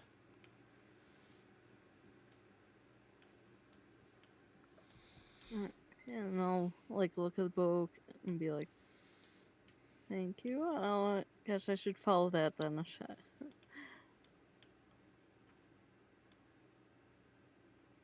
And I'm assuming I probably should take you with me just in case.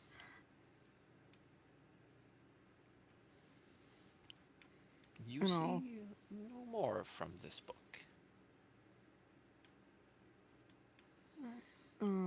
I will still, however, take the book with me as I can follow the illuminated path that it showed. You follow it, and you find that there is a door. It is a door of very, very old stain. It almost appears as though it could peel at any moment, yet holds to the ancient wood.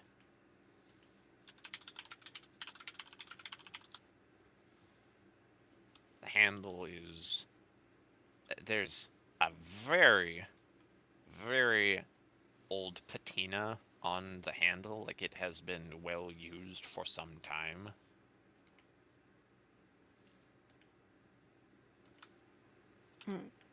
And And I will it's just sort of suspended in midair. get you, and I'll. It's like, damn. I'm gonna cautiously reach out for the handle to like grasp it and then like open it. The door creaks loudly, unnaturally loud. Like it's that you cringe as though it's a door in a horror game. It's so loud That a creak. And do you step through? Yes, because I don't want to be here longer than absolutely necessary. Thank you. He doesn't You want to step risk. through, and you enter now into a different library. Though this one, you readily understand where you are. You are in the library, as in the home domain of your patron deity. It is well furnished, comfortable chairs, reading corners, plenty of light to illuminate everything, shelves so neatly well organized that even a moron could find their way to whatever book they so desired. There Barracks in even heaven. Barracks in heaven. That's a if guy. if he didn't have things to do and places to be, he'd be like, I'm not gonna leave this place. But and in fact, as you're standing there marveling in awe, walking around the corner is in fact your patron deity. He stands there in a red robe, the border of which is made out of randomized tall or short little books in all sorts of random colors. He has 4 tentacular arms from his back and 2 normal human hands. He wears a pair of jeweler's goggles over his eyes that, when he looks up, automatically extend to stare at you.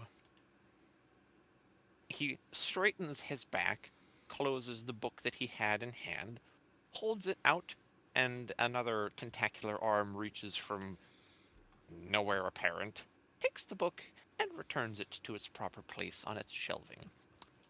And he blinks at you, where in fact you actually see the goggles blink as they retract to where they would almost function as normal eyes. And he just stares. Excuse my questioning. Barrack, Runeshaper, follower of the domain of knowledge, seeker of truths, and understander of many things. What were you doing in that wing of my library? And moreover, how did you get there? I have no idea. All I know, the only way I can explain it is I was in the Feywild library looking up for some information to help a friend, a friend, um, find out more information about like memories that he lost or have forgotten. Checking out the library there, passed by a book that could only be seen if you were like right by it. Go to look at it, and then I end up in there. It did not, perchance, happen to have the patterning of a field of stars, did it? That was the one.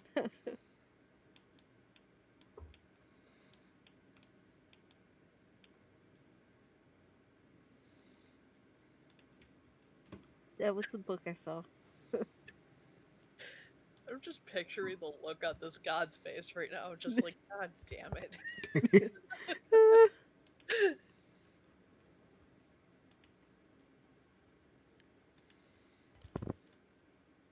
I see. This is most unfortunate.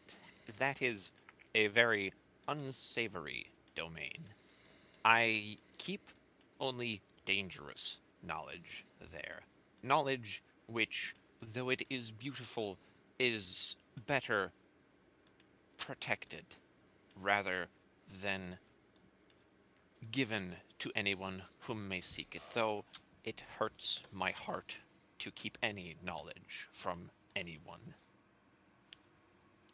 And he says this, and he just looks so openly sad that he must even think this. Like, you see his shoulders slump, his four little tentacular arms with their little mechanical clawed tips, like, they all just kind of go bloop and all Like flop true. down. Which, like, from what I know of it, that is actually, like, a valid reason, because I know, from what I recall, there is definitely certain things that could be misused. As much as I know, information is, to be, as much as you would like information to be shared. Sir. Indeed. Well, I hope you did not end up reading too much of anything that you saw there. I would not blame if you did, yet it is my sincere hope that you did not. Whatever you did learn, I will not take from you. Yet I would ask you be cautious with whatever it is that you did learn there.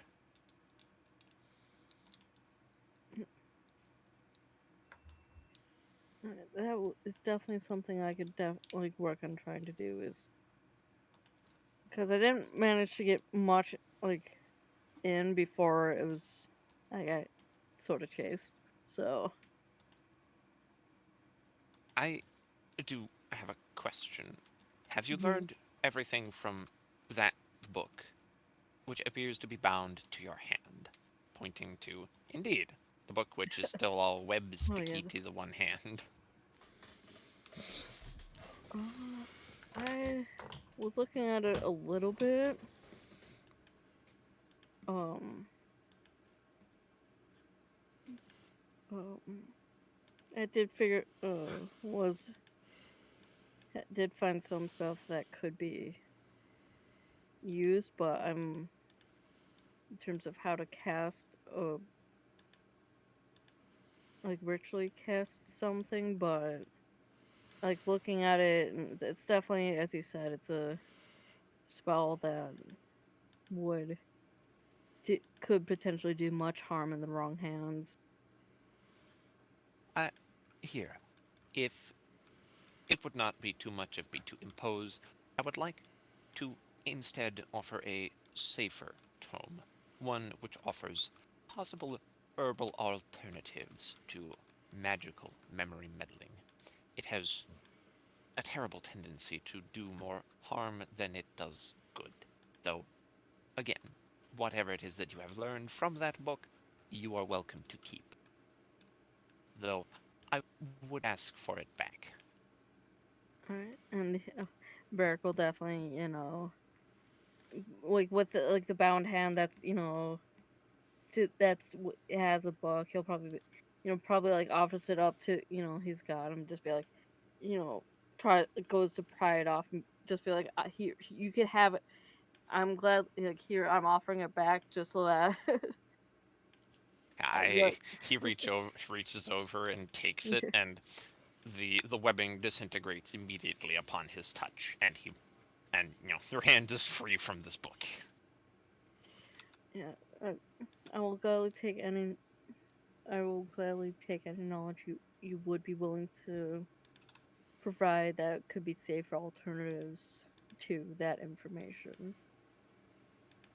And you see him focus for a moment, and kind of stand up, kind of like Doc Ock from Ye Spider-Man. You see him stand up on the four limbs and kind of look over the tops of the shells, and you see his goggles go and extend.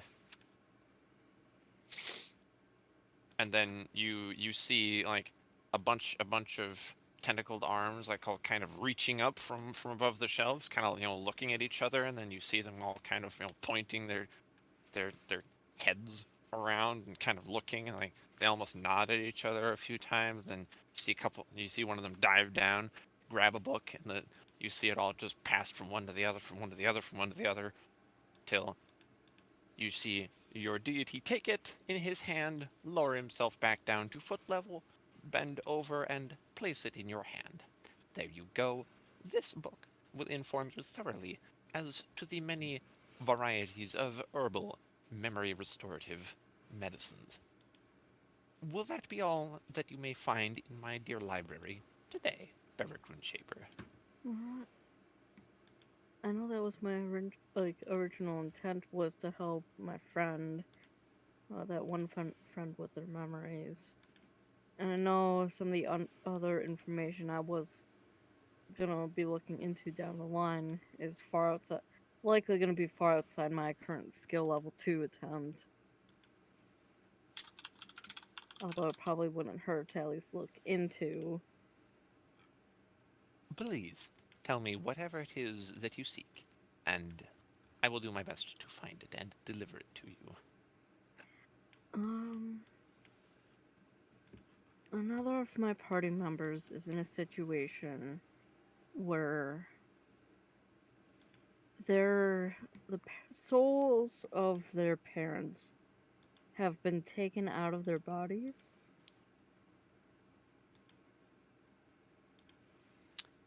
I see. Soul or restorative magic is difficult, or even the rituals for it. Yeah. For that, I would, instead of seeking my assistance, implore you to seek audience with the Raven Queen. Dear Ophelia and I are old friends, but you will find that she will have more information for what you seek. Alright. Yeah, especially because with what with what I've read about it in the with how their souls got taken, it was definitely something that was at a higher level than what I could do. So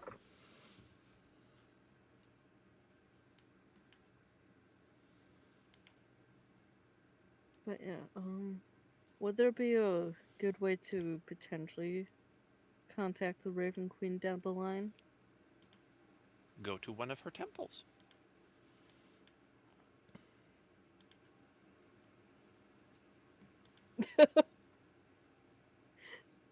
Just out of character, Val. Look, I'm sorry. I've only ever heard about the Raven Queen, so I'm like really excited. This is a player. Alright, I'll definitely look into it when I have a chance. Especially because, it would definitely help out with the whole situation that particular friend is dealing with. No, Barrick, I am Yeah. well aware that your friend Val, and I will choose not to speak his full name, I am aware of both his exile and currently the most unfortunate. You needn't obscure details. I wasn't May sure. be confident here, if you so wish. Yeah. I just wasn't sure if, you know, it was fine if, you know, for me to say that. Ah, I see. Your intention was that of respectful dialogue in being Yeah. indirect. Yeah, it's one of those things where it's like I don't want to like I know you are the god of knowledge, which you would like you would know far more than even you know a lot of a lot of followers would know.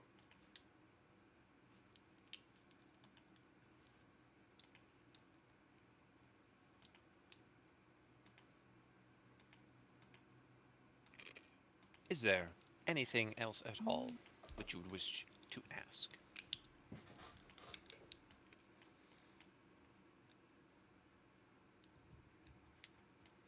Me out of character, just trying to think if there was anything from Mara that he offhand remembers besides the that she has told him about. Yeah, Mara, you're welcome to put in a reminder here for Barrick's assistance if you wish. Mm,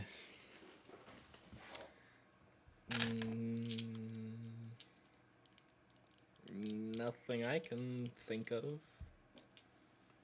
Yeah, because I'm just thinking like most of the stuff was said between like Val and Mara that I as a player know, but Barrick does not.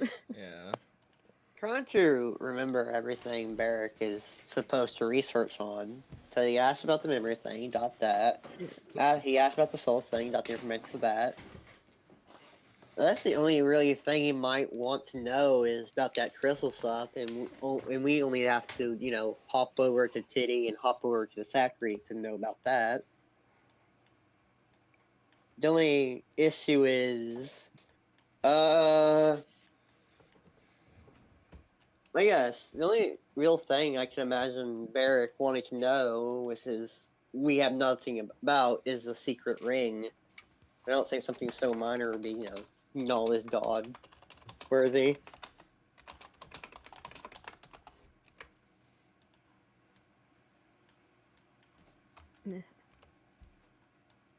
I can't think of anything else that we would want to ask.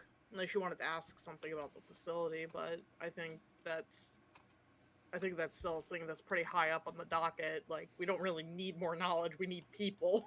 Yeah, Actually, no, I was saying we could ask what the hell that's the wizard's doing. Oh, he could ask about that plane of wherever the hell the demon dude is hanging out in Calvin.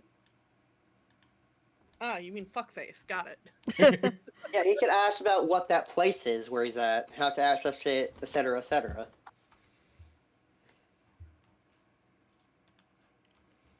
that's. Well, it's like he's only heard of like the one place. Like he doesn't know where Fuckface is currently.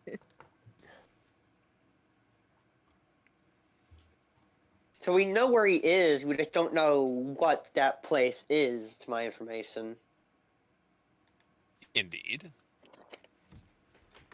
So he could ask, because Derek said none of the names, so I think Gideon was able to tell Write it everyone down, about yeah. it. Or at least write it down. Yeah, he was able to write it down. You trying to find it in my notes as to where that was. Because I know it was written down.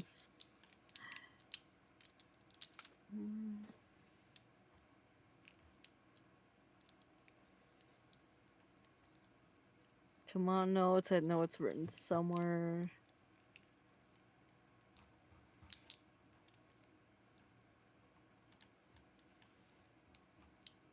Thaishi. Thyshi.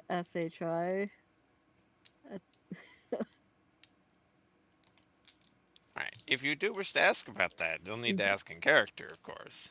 Yeah.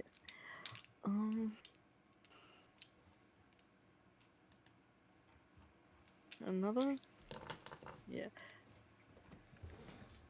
I know at least with Kid Kidan, he knows of. He's connected. Like was more. It was more so a location that um Gideon is aware of, but I know a few of us were kind of looking into it, but a place called Taishi, THY. Before you finish speaking that syllable, he immediately, in the blink of an eye, puts a hand over your mouth and, like, he's pale. Says, Like "Do shut the fuck up. not speak that name so lightly.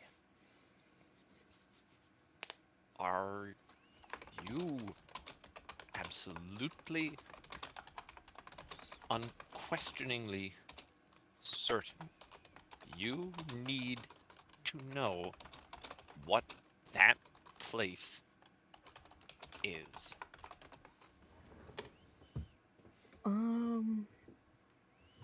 The only reason why I potentially know about that place is because Paladin that I'm friends with, the one who's who is helping with regards to the memories, knows of the location of. Was Calvin a demon? Calvin is the demon, yes. Was of a demon, I think, that was residing in that location that the rest of the party has dealt with. And they were not big fans of that I, particular. Barrick, you cannot be vague on this. If I am to tell you any information about that place, you will need to tell me directly. Any information about you and your party, and why you may even have any interactions with that location. So, the Paladin Gideon knows about that location because he drew some cards from a deck. The I'm forgetting if it was deck of harrowing or if it was deck of many fates. But he drew a card from there, which, from what he told me, lets him know the location of somebody of his choosing. And he chose to know the location of a demon named Calvin.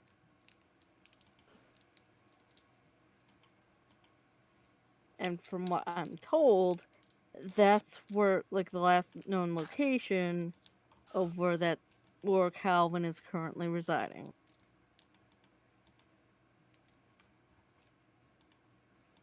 Then it seems that you already are aware of enough that to withhold any information would put you in danger.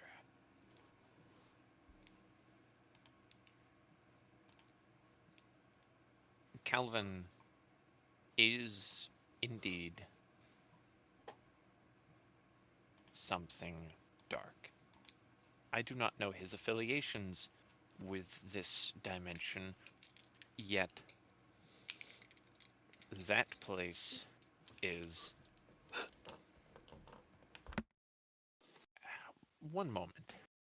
And he waits a moment, and one of the tentacled appendages places down a mirror. And he points to it. You see here your reflection. It is the inverted form of yourself. Imagine then that that plane, the dimension which is better not named, is like this, a mirror reflection of what we understand. You might exist here. In there, you care not about any knowledge. You care about causing cruelty. And as he is explaining this, you see your reflection of yourself doing everything from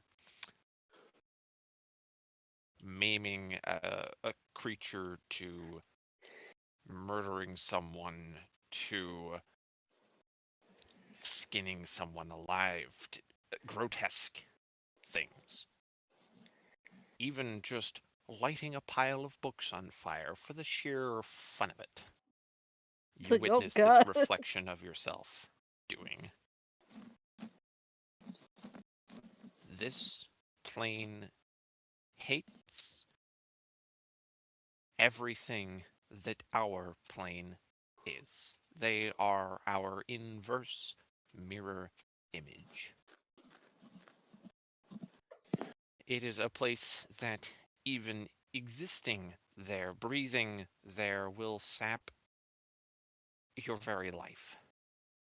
It is such an opposite to our existence that it harms us to be there.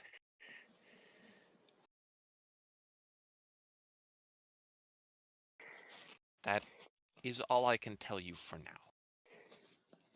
Like Barrick just immediately like immediately shuddering after that, but he's kind of just doing that like that small shuddering. So it's like, no. Dad, make it stop. Yeah, that's And soon the mirror is taken away, and he bends down and puts an arm around you to give you a comforting little hug. like returns, and it's like that's definitely not a place one should go to willingly. I do not want to go there. I do not want to go there. No. I do not understand the nature of why Calvin is embroiled in this dimension. But exercise caution, especially if it is that you have seen the deck in its completed form. The deck in its completed form, I should tell you, exists as a revealer of those whom fate does not actually control. You and your party uniquely may change fate's course. For the deck only reveals its true form, its most reality-altering form, to those whom may even make use of the wildly powerful abilities which it can wield. That's a lot of power for any one person to have. Let alone 4 or 5, Indeed. now that you have recovered your friend. Yeah, because it was definitely concerning when when I first saw it in the base form. It's just the one deck, and then to realize what it was, and to see it split into 3.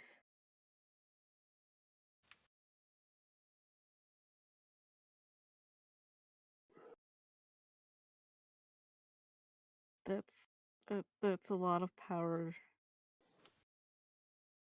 This will be a lot to digest. You should return to your own dimension and rest there. Let your mind take some time to put all of this together.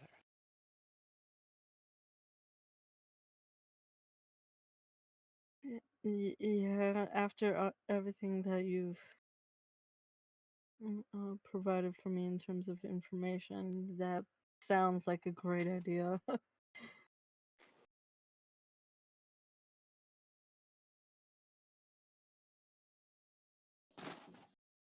He reaches over and knocks on a bookshelf, and the bookshelf slides open like a door, and you see into the library in Val's home castle.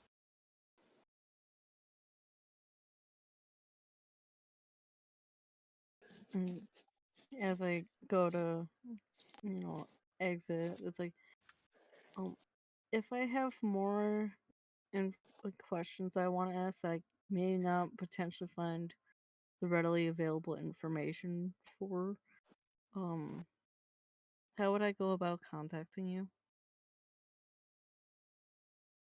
Ah, Barrick, ever one of my most dedicated followers and still naive.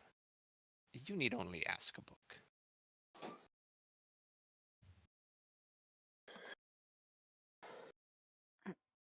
Oh, I'll definitely try to remember that. Take Mm, care, Barrick, and please stay safe. Pursue always knowledge. It will help you.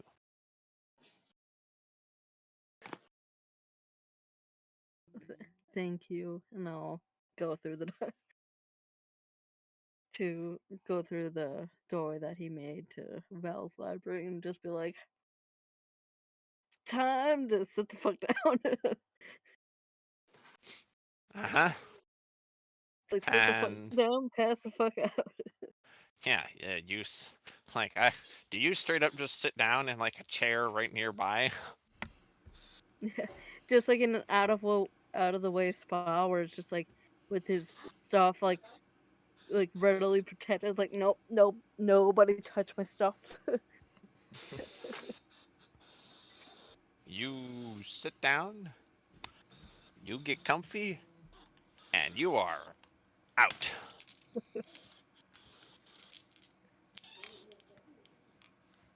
At which point, we shall move to the next day, and I think now is a good time to take a bit of a bathroom break. All right, I Go was do just that whole about to bio ask. break deal. Nice. Nice. Yeah, it seemed do it. about appropriate since we just had watched Book Boy uh, be put through that whole ordeal. Almost get eaten by a spider, dude. I thought we Multiple were about to lose spiders. twice. How to slowly have fear 101. Huh. And as you can see, that was a lot of damage. How low did you end up going? He's at 54 health out of 90. Oh. So you can imagine that if more of those had hit, Yeah. Oh boy. Yeah. All Yeah. right. Yeah, there was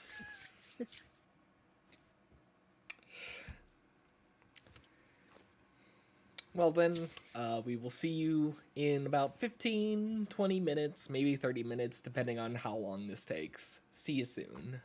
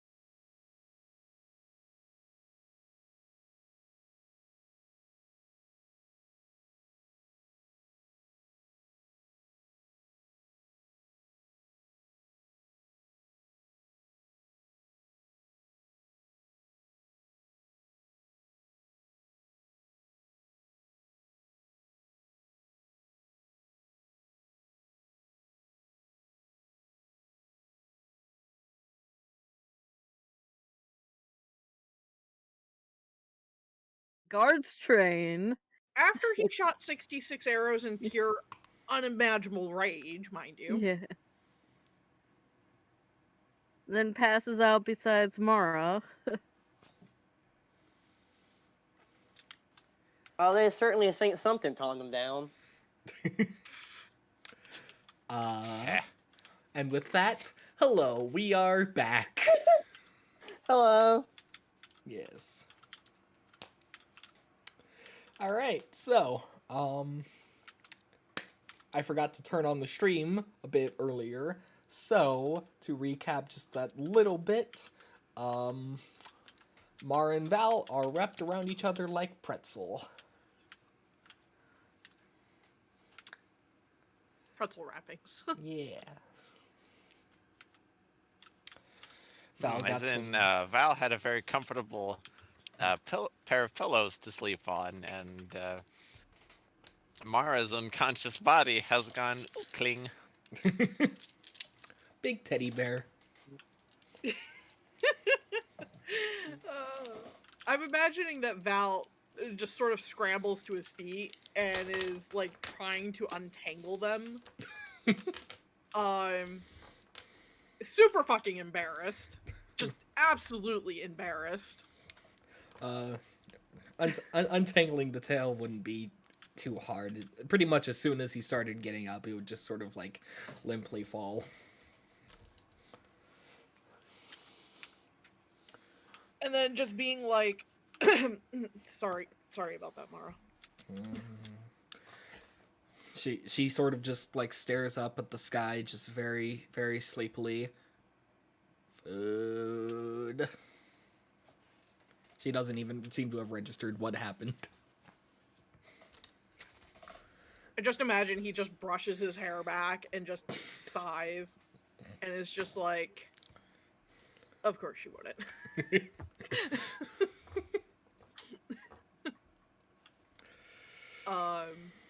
And then we'll just help Mara to her feet.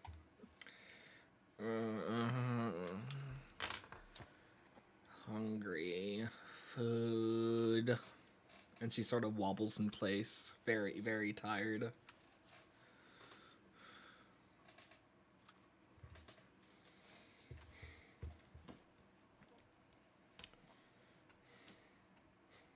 Come on, Mara, let's go get breakfast.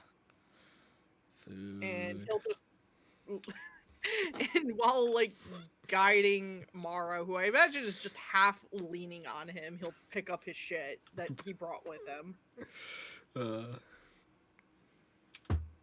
And Val and Mara will make their way to wherever they decide to eat breakfast at.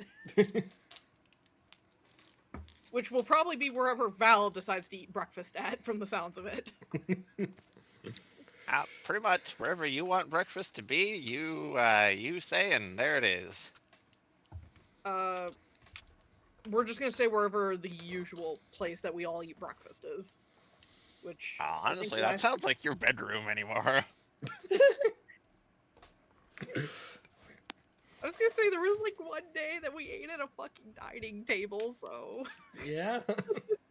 there was just that one time we ate, and that was it. That dining table has ceased existing afterwards. Fucking eating Val's room like fucking hobo teenagers.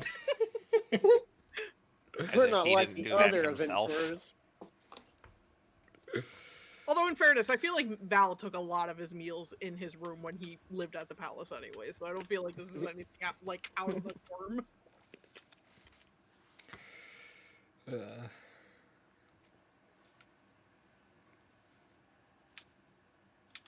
So yeah, so unless Val runs into Gideon and Barrack for breakfast beforehand, yeah, he'll probably just make his way back to his room. Actually, he wouldn't do that in anyways, because he's gonna change his clothes, because he just slept in the same clothes on training grounds. Oh yeah, all I just remembered Mara is still in her maid outfit, so Val got a good look. Oh, Damn it, oh, Diamond, I got oh, water. boy.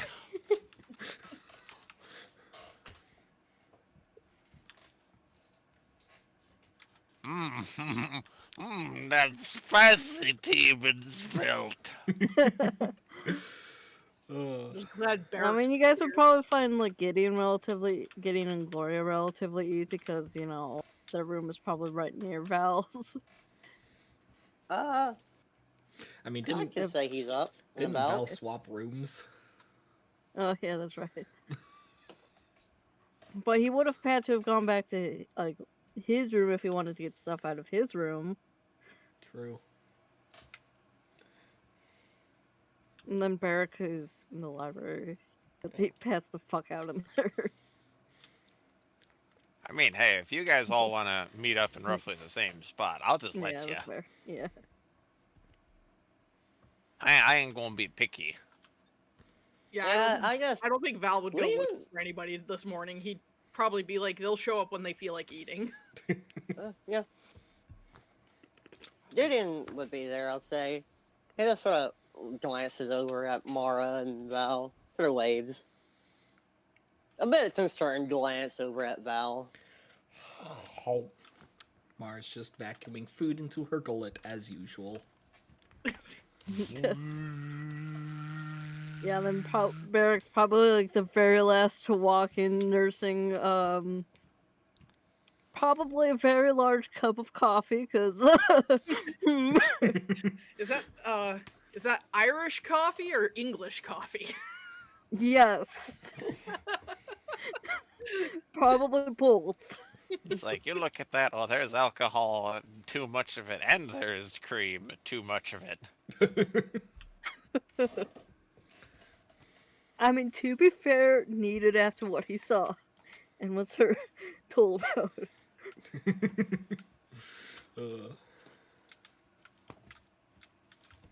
Well, we all Like, Uh, like as I do have a everyone question. fucking talks. Oh, Yeah. normally they say don't everyone talk at once. They mean it sarcastically. Hey guys, don't everyone talk at once. Yeah, no, Barrack immediately just like finds a spot to sit down, like right at a table, and probably just immediately just face plants and be like, "No." How noticeable is that wound on Val's hand?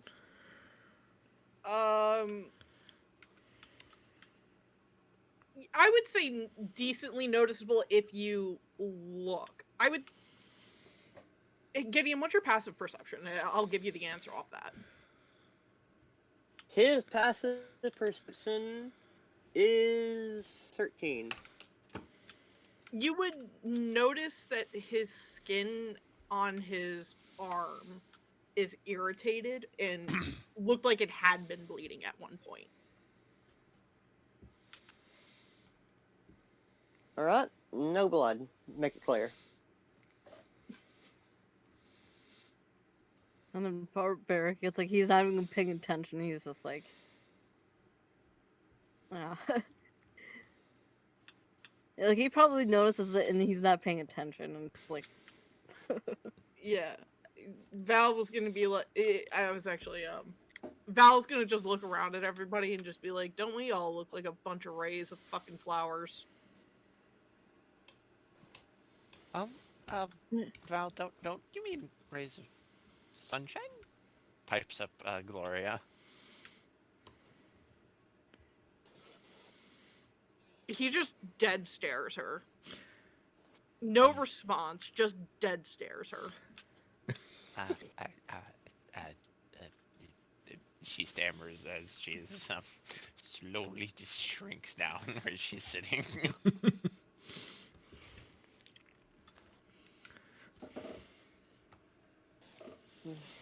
I think Mara's the only one who's gonna have enough energy for any of us. That or you, Gloria. it's like at this point, Barrack, like I'll pipe him and be like, it's more so not that I don't have the energy. It's more so with the amount of information I found out yesterday, I don't want to deal with shit. Well, don't hog all the damn booze. Fucking Christ. Oh, did you find out anything about Vegzester to everything? Let's see. I found out some information in terms of helping you out, Gideon, in terms of just like helping to remember some stuff. That's one Okay. of the things. I have to go I'd like to to do that soon. um at some point I should really go find the temple of the Raven Queen for reasons. Um that's a whole conversation that I'll probably need to have with you, Val. Yeah, that's not an ominous statement. I'm. Or, excuse me. Oh, that's a very ominous statement, Eric. Should I ask, or... Uh Maybe it's related Barrick's to the this only whole one who's situation. What? Maybe Barrick's the only one who's gotten a brain cell around here finally and has accepted that we're all finally gonna fucking die. To be fair, it is related a bit to the situation, and it could potentially help us out if it's done right. But we need to head Val. It's definitely a conversation I'll need to have with you about, because it relates to this whole situation here. You're being incredibly cryptic this morning, Barrick, and I'm not sure if I'm. Oh, in waking up regards to or- parents, that's why. Oh, yeah, got it. Understood. Yeah, we'll talk. Later about that. When either I have more booze in my system or more caffeine, I don't know which. And all I'll say about a certain place that we have been trying to look into not too long ago, do not speak of that place. I do not want to go to that place. Fuck that place. I do not want to go there. I refuse to go there. We sort of have to if we want to, beat up Calvin. I mean, we don't necessarily have to. Can we always find drag a him way to out of go. that place? Because I don't want to be in that place. Because that's not a place we want to be. Because fuck that place. Well, I can always just sick if he's out or not. And he says that he's sex.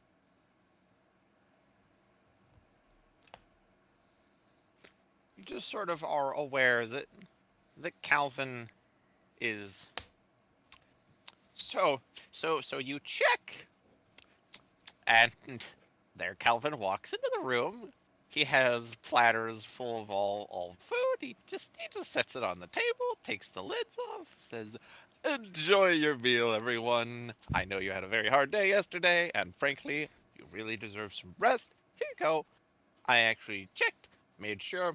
So, I actually got it's a very nice healthy breakfast. Eggs, 3 different kinds of sausage. There's an option of breakfast steaks. There's potatoes.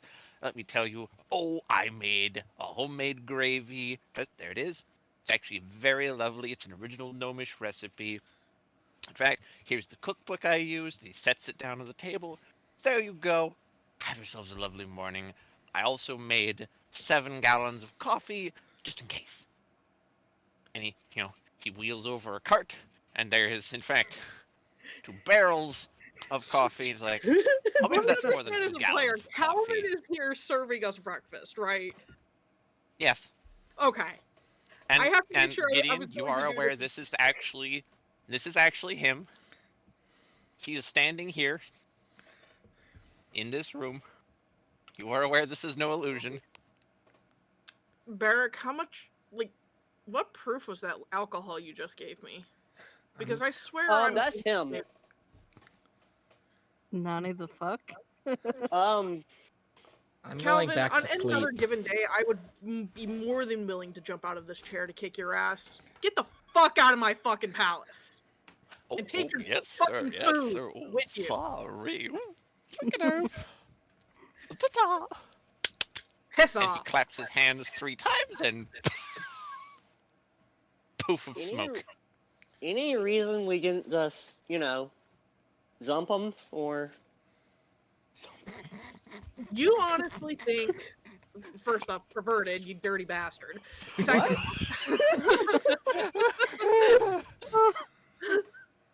Second off, you honestly think we could actually kick Calvin's ass right now? That's a pipe dream you're living, boy. But Also, Val immediately gets up and starts taking all of the food and throwing it into the fucking fireplace. No. It will be a very cold day in hell before I eat that guy's food. You throw it into the fire, and as you're watching, you realize that was all perfectly normal food. Does not care. It was cooked by Calvin. Might as well have been poisoned. While Val's doing that, Mara's just going to start eating off Val's plate. but yeah, no. All I'll say of that place is, it will hurt us if we go there, and I do not want to see the opposite me. The opposite what? I like to picture at this moment, Val has actually hesitated on throwing food in the fire and has like a momentary flashback. And then resumes throwing food into the fire and dumping 7 pots of coffee out the window. But, yeah. Just That place is kind of like the opposite of this place. Does that mean there's an opposite Calvin running around, or? Ugh, please don't mention that. So, yeah, opposite. So, that place has opposite us.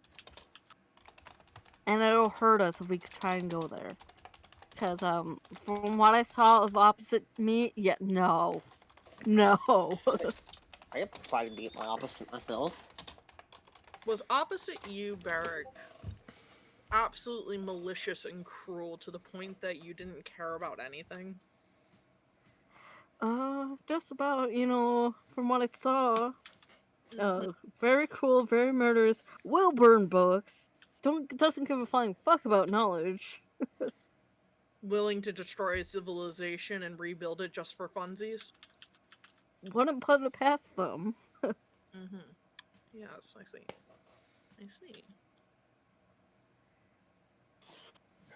Looks at the last pot of coffee he's about to pour out the window and actually contemplates on drinking it for the fact that if it was actually poisoned, he would like to die right now. But yeah, like I said, I don't want to go to that place because, yeah.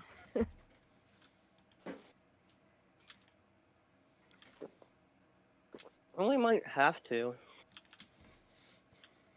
Oh, speaking of which.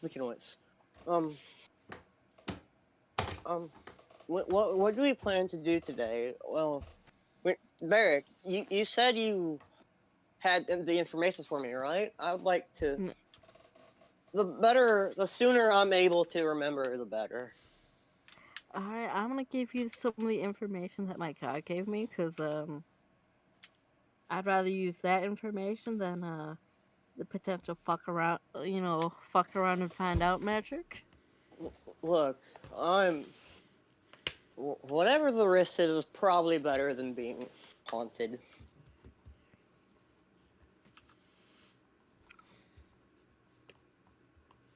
Lana, was Barrett given a book about Yep. all the Barrett just pulls out the book of all the remedial and herbal stuff related to Mhm. memories and remembering stuff, and it's just so, buddy, it kind of just looks like it and be like, we could certainly try some of this stuff. Okay, sure, Gloria could probably work some stuff with it. Alchemist and all certainly I that. could. Alright, okay, I'm a bit worried if... I do have a small objection, though. Hmm? Should we really be trying something like this when we all seem so worn out?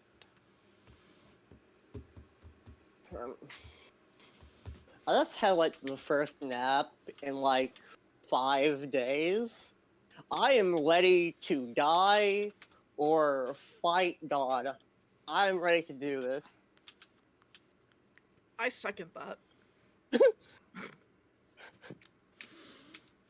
In fact, Yeah, no, it and doesn't sound like a half bad idea to just go and hang out with the Stalos for a while and just absolutely have him and I beat the absolute living shit out of each other.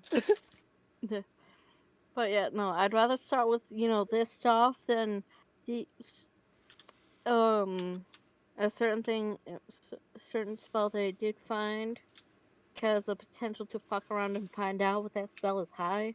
And I don't want to deal with the consequences of that, because yeah, And then just hand it over. yeah, and Or I'll like hand it over. So he Gloria. immediately was like looking through it. Oh, sorry. Okay, you handed over the book about the like Like, herbal memory remedies. yeah. So yeah, you basically find a few potions that simply help to bring the memory to the forefront of one's mind, and the more tame spells to those which force you into a dreamlike state to vividly remember things, basically on how desperately you need the memory. He just sort of looks through for a moment and just hands it over to Gloria. Okay, this is sort of pointless for me. Oh, let me see. Oh, yes, I could make this one, and I could make this one, and I could make this one. This one, I'd need, I'd need another case of, I need another case of, what was the name of that kind of lizard? They're called toad's foot lizards. That was it. I'll need another case of them for that one. Let's see here. I'll need. I'll need some tomb spiders if I want to make that one.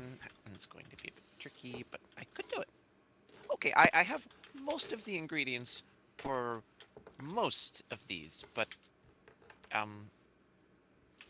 don't quite have enough for all of them. Right. That's That reminds me, Gloria. Oh, Sorry to interrupt. I we were checking out when we were checking out the former head advisor's office yesterday. We wanted to possibly turn that into a lab for you here at the palace for you to utilize, but we wanted to make sure it was safe. But there is another option that if you don't want to use that facility, we can make you a facility somewhere else, and you can customize it to your own liking. um, I'd be very happy personally with just reusing his office. Just well, I'd like to make sure there are no traps. I don't want to Yeah, trip on yeah, the of floor course, and, of and course. suddenly be knocked out for a week or something. Yeah, I found some canisters of very noxious gas in there that are that need to be definitely dealt with. Uh, we'll get the head of the guards to do a full inspection and get it secured before allowing that.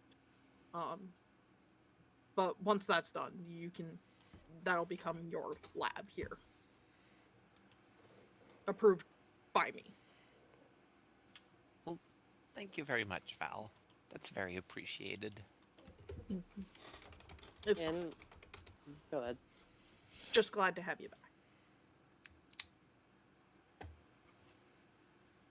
And what about the spells? Is there anything you can cast that doesn't require any materials or materials you already have?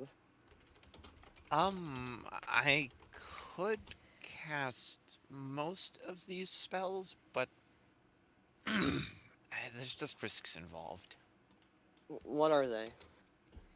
Well, if I do cast some of these spells, there's the possibility that if I'm not careful, it well, it could cause a false memory.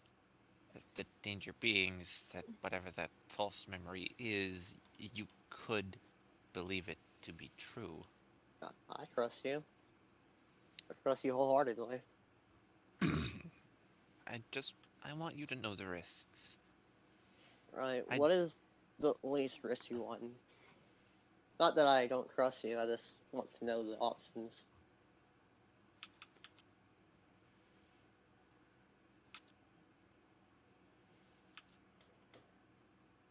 Well, I think the safest option is going to be this one, and she points to one of the kind of medium potions. It'll put you into a dream state, but it's not the fully vivid one. Like you wouldn't be so in there that you'd potentially experience something you didn't want to. Okay. The issue is that I block the memory. I don't want to remember for some reason. It needs to be. I'm assuming it needs to be something forceful, something that makes me remember. Well, then for that, I'll.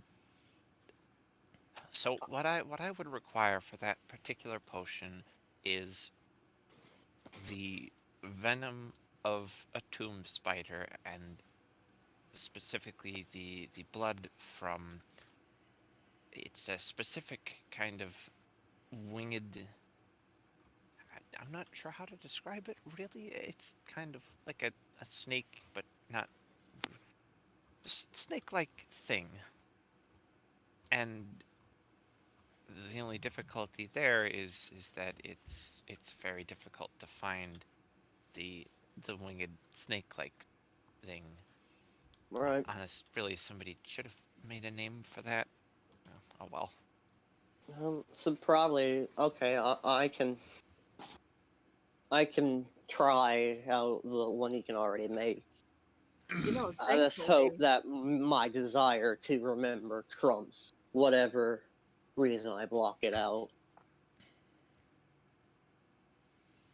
you know, we might have a favor, or specifically, I have a favor, to call in on someone who probably could get that.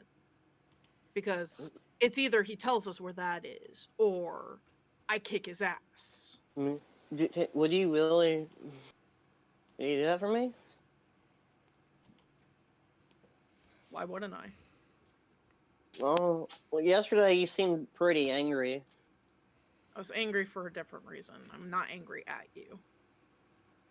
That's fair. I honestly still don't know why, but I probably shouldn't ask, right? What? About yesterday? Yeah, I have no idea what happened. I found out someone that I trusted very dearly betrayed me. Oh, I'm sorry to hear that, Val. Or abandoned me. And I'm still contemplating on which one was worse. Well, you can kick his ass later, can't you? Well, see, I can get a 2-for-1 deal where I can get a favor from him and kick his ass. Well, probably do that then. That's the plan. That And is if you the need plan. help, well, you have this entire group willing to back you up. I appreciate that.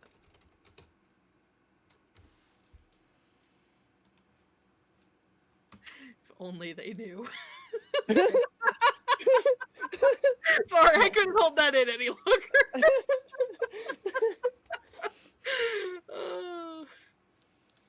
Anyways.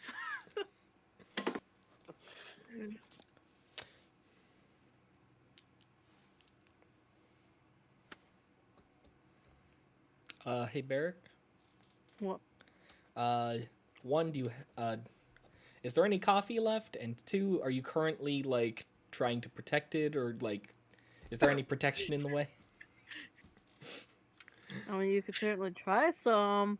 Although, fair warning, it's something that I've made up for myself after a particularly, you know, bad nights. So This isn't in character. This is out of character. I'm masking.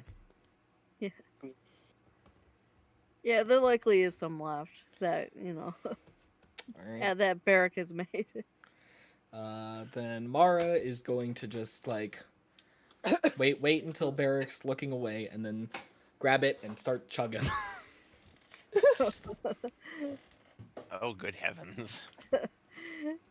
It's like half time to just be like, feel the strong taste of alcohol in that coffee.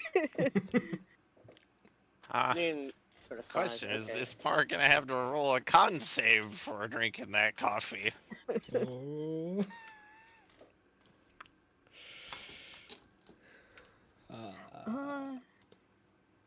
That is a good question. About how much was left of it? Probably like a third cup left, at least. This is a dwarf twist. So yeah, Constitution saving throw. All right. Oh hey, Let's I see got a if plus Mara 5. gets hammered in the first 20 minutes of being awake. 14 plus 5 is 19. Let's go. Oh, dang. Alright, girl, you can keep your alcohol down. You taste that stuff, and oh, there's a burn. But you power through. And it's like an in your nose kind of burn. It's in your nose, it's in the back of your throat. She puts down the cup and just starts like rubbing at her neck. What was in that? Just a weird coffee. It's kind of just looks up and it's like, oh, Mara. That's kind of what I usually make for myself after a bit of a rough night or like the last day. Wait, alright, hold up, wait, alright, hold up, hold on, wait. Did Barry just put straight dwarvish shine in that? He probably did. Probably put whatever he had on hand. Yeah. Oh, great, googly moogly. Does that change the outcome at all? Or?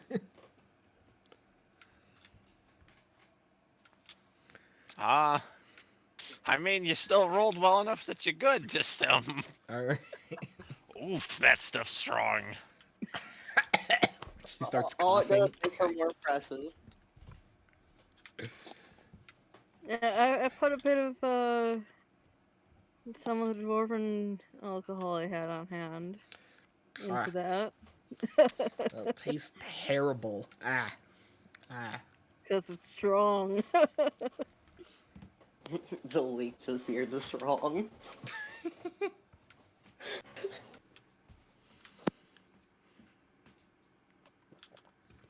Yeah, because that, in order to get some of that stuff was not fun. It ended up where I wasn't supposed to for a little bit, so...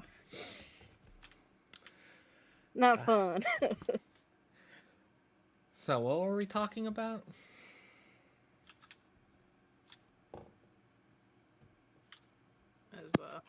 Before this, I think we were talking about Val calling in a favor to make something that can help me remember. I agree with what Gloria was saying earlier, though, with saying that we need to take a break. And she's right on, you shouldn't do this right now while we're still feeling like this.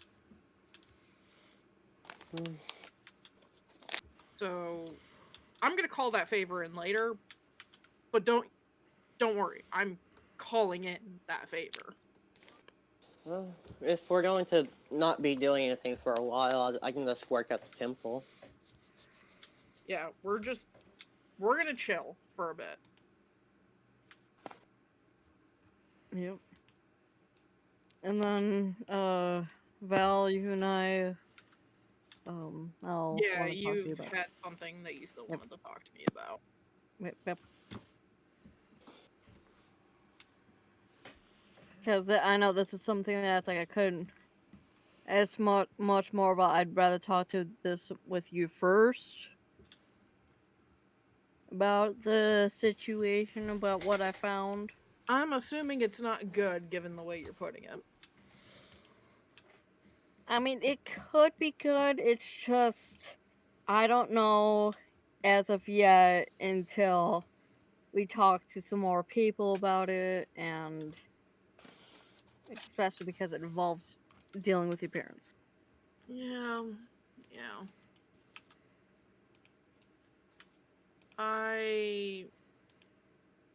I'll hear it out first. Let me hear it out first, and then I'll make a decision based on that. But it's again, I'm probably gonna put it off for right now because I'm gonna take a break, and that should be saying something.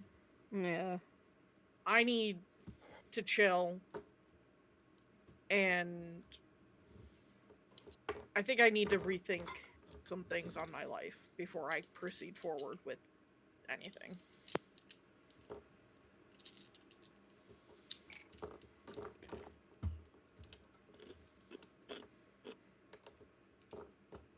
So, anyways, lay it on me. What do you got? Alright, so I was actually talking to my god, hilariously enough.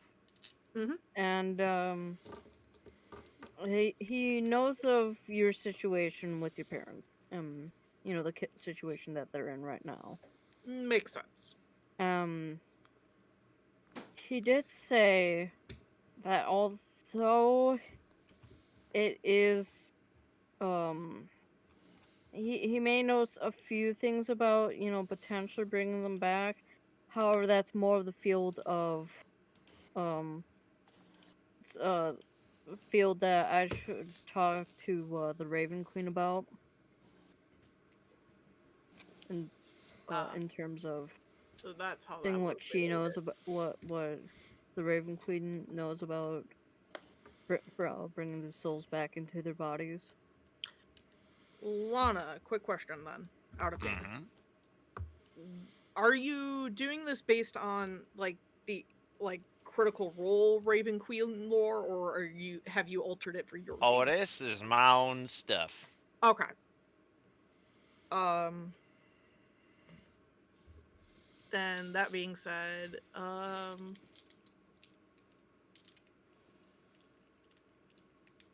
what does Val know of the Raven Queen lore then? Or of I guess not the Roll lore, me the religion. intelligence, please. Intelligence.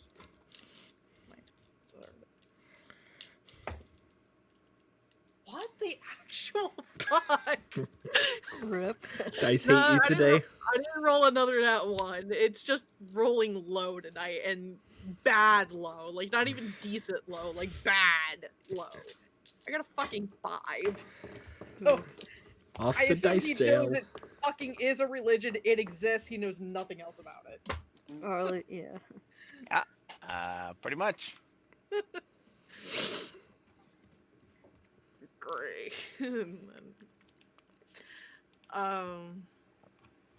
Could I make a roll just to see how much Barrett knows to be able to explain to Val about it? Yeah, go for it.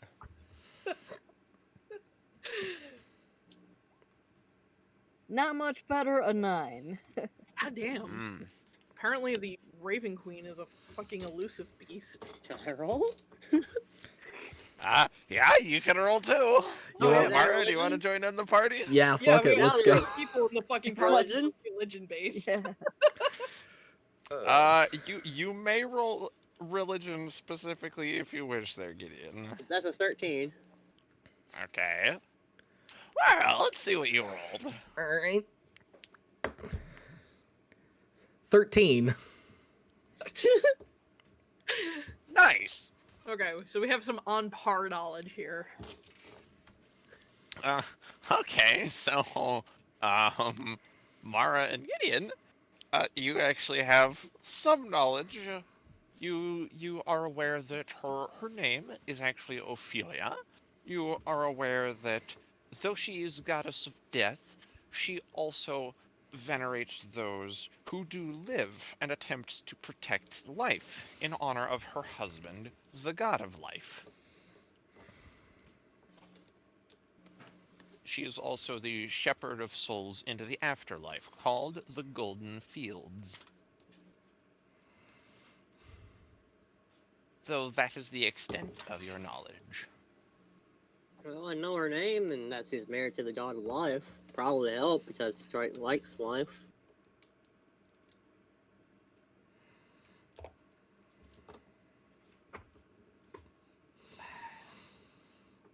Sorry, I'm actually having trouble thinking how Val would respond in this situation. um,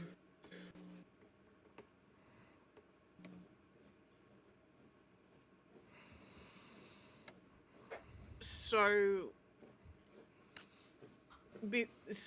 you're the only thing your god told you was that we gotta go and talk to the Raven Queen.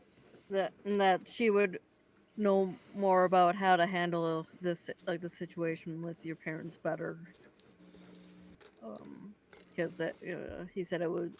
He did say it was more of her field. And Yeah, I wonder if I sounds could like ask it. her They're about- on the verge of death. She's the goddess of death. That I, I mean, that all checks out in my book. So yeah. Something else he did say was, oh my god, did say was that he was a friend, or at least like an old friend of hers. So you get to be the middleman in this situation. yeah. Sounds great. Alright, But are we all going, or is this you two? I mean, it doesn't really involve the rest of you. Like, that's up to you if you want to come, and if Yeah. you want to come, you want to come. Like, I'm not going to stop you. I'm currently being haunted by something that doesn't seem to be a ghost. I have some questions.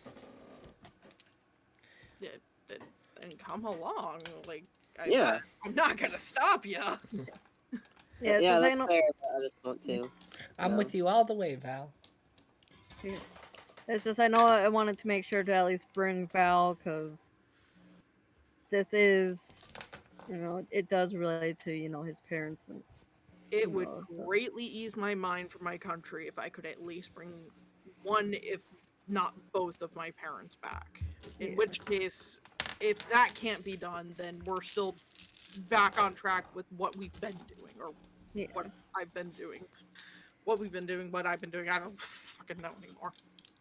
But yeah, I figured if that would definitely be something that, like, I know you would probably benefit from at least hearing in terms of like attending that conversation with Val. So Yeah.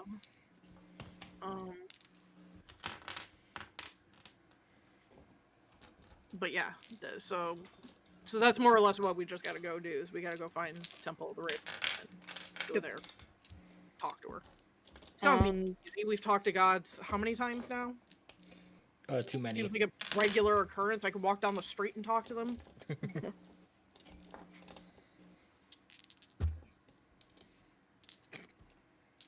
Chuck, shut At the this fuck moment, up. you hear an unusually loud sip from over on the other end of the table, and you see Thestalos sitting there, like halfway through biting a donut. He's like, "Oh, And you sorry, just see guys. Val do the fucking thing of exactly this.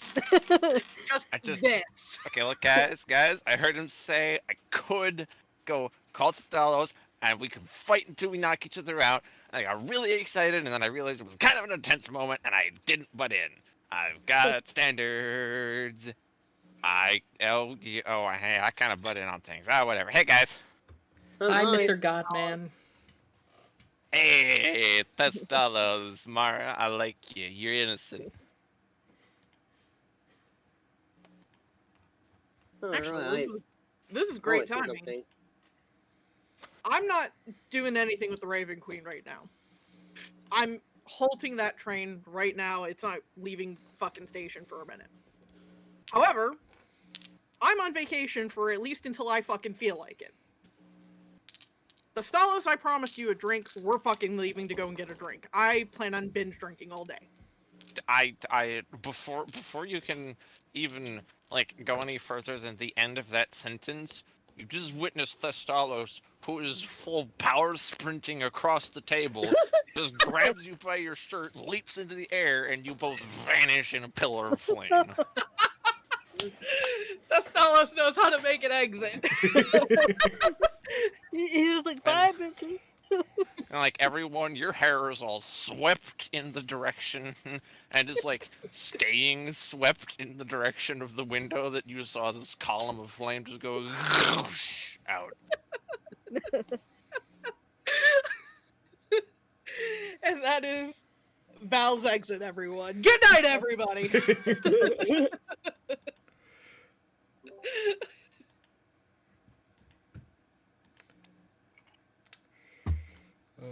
So what the fuck are the rest of you losers up to? Good I question. noticed 2 separate pools of lay of hands. I am missing dice. That's cool. Hopefully it's not a D4. It is. For some reason, I have 2 different pools of lay on hands. Huh. Interesting. One is bigger than the other. You didn't multi-class, did you? Nope. I am a straight paladin.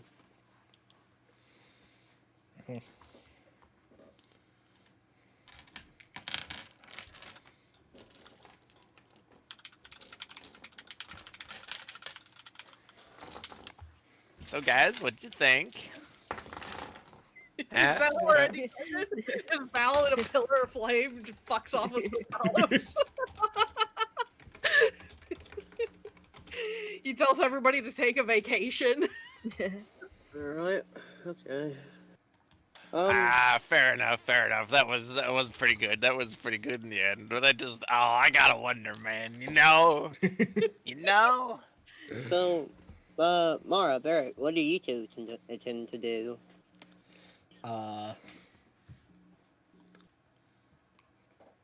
That's a good question. If you want, you to help me at my temple. Or, not my temple, but Lyrasa's, the one that works. Oh, you know, Lyrasa's temple. True. I'm gonna well, go to shopping. be fair... shopping? Yeah. Magic items. We could do that. Maybe... Oh, if Plant Lady is here, Titty, we could ask her about the crystal we gave her. Oh yeah, we could And do she that. seems... But I Yeah, want we magic should items. do that. She's here, right? We've seen her here. Or at least somewhere similar.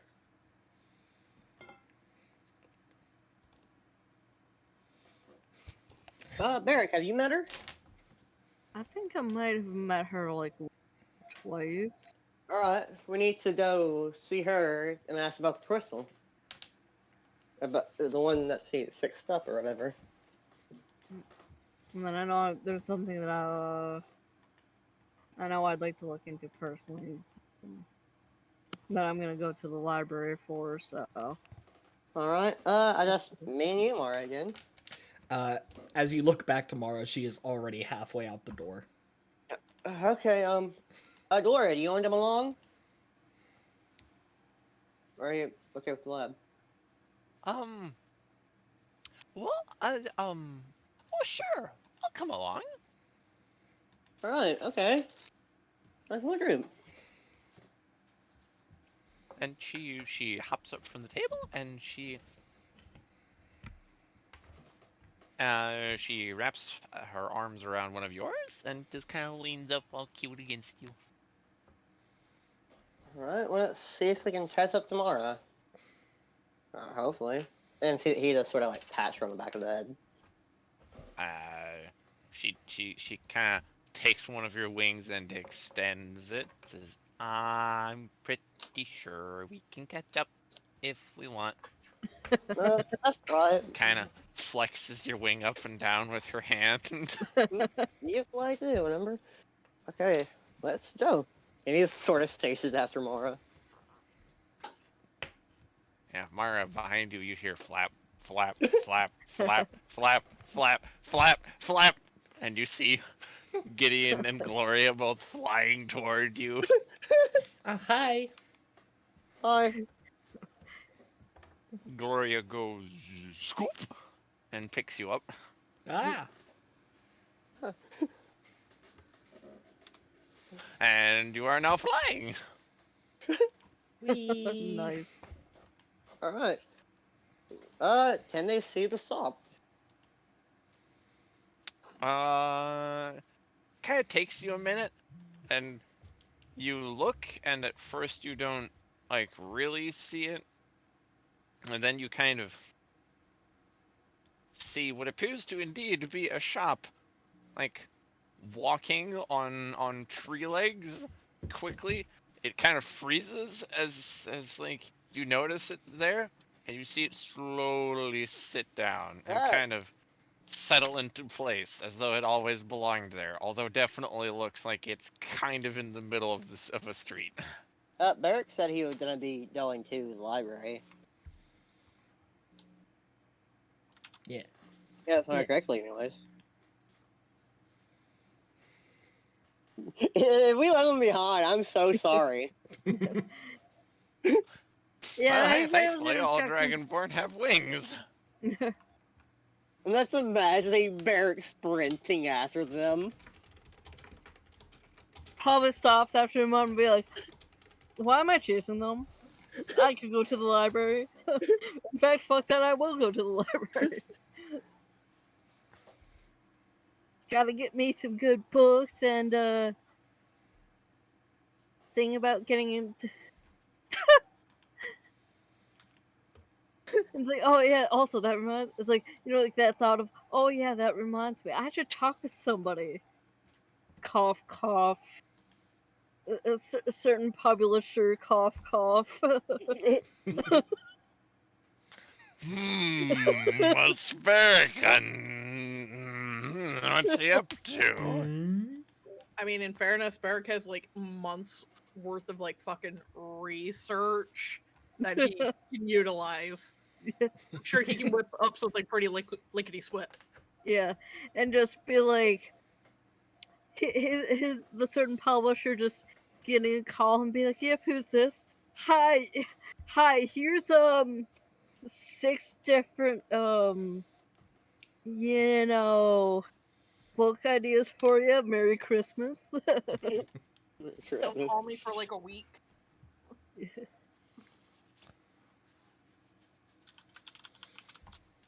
Yeah, just sort of blinks as he notices the saw walking around. That sort of thinks for a bit. I guess that explains how he's here, but Let's go. how fast does it travel? Doesn't matter. Let's go. Okay. He just sort of descends down in front of it.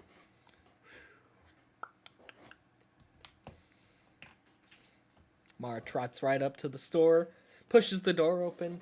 Hello. Oh, hello. Welcome to Kitty's store, where store has always been right where currently is it always, never, not anywhere been else.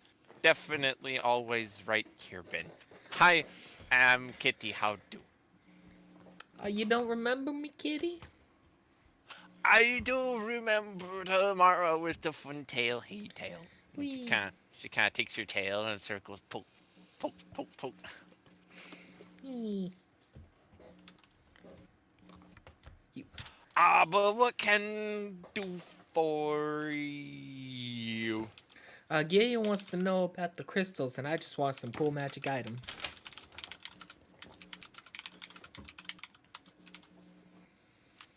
Okay, and both.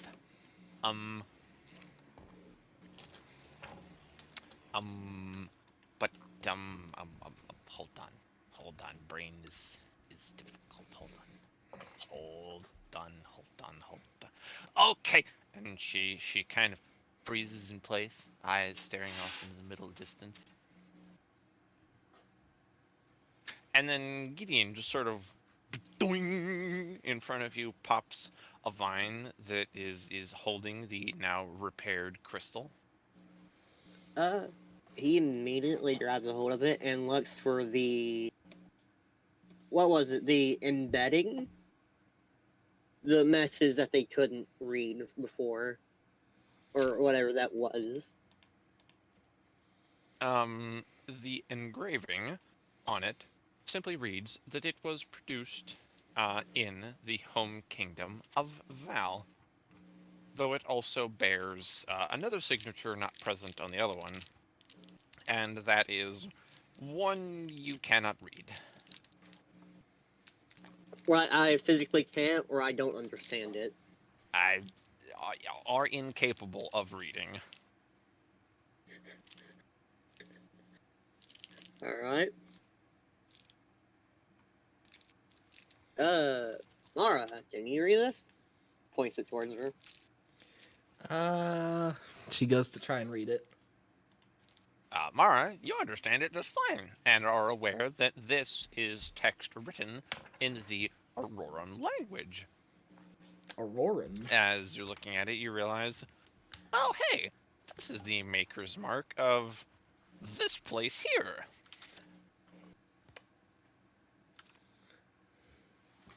Said place being, oh sorry, excuse me. Said place being near one of the Orcish tribes, so quite a ways away across the ocean. Oh, that's from across the ocean. And she sort of blinks and looks up. How do I know that? And she shrugs. Oh well. Where? There's a lot of places across the ocean. There's where we started. It's over by a tribe. I'd have to show you later. When my staff is all good to go. Okay. Okay, this adds it to the list of things we need to do. Crystal seems important enough. So, Dolores, do you want anything from here?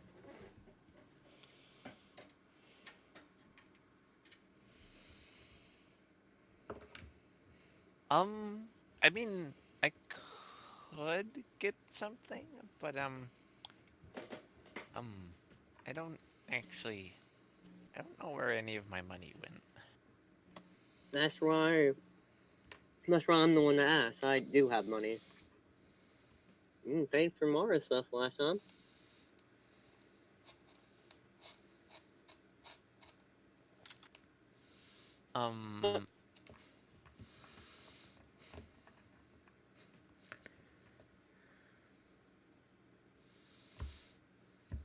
Actually, I guess I'm good, Gideon.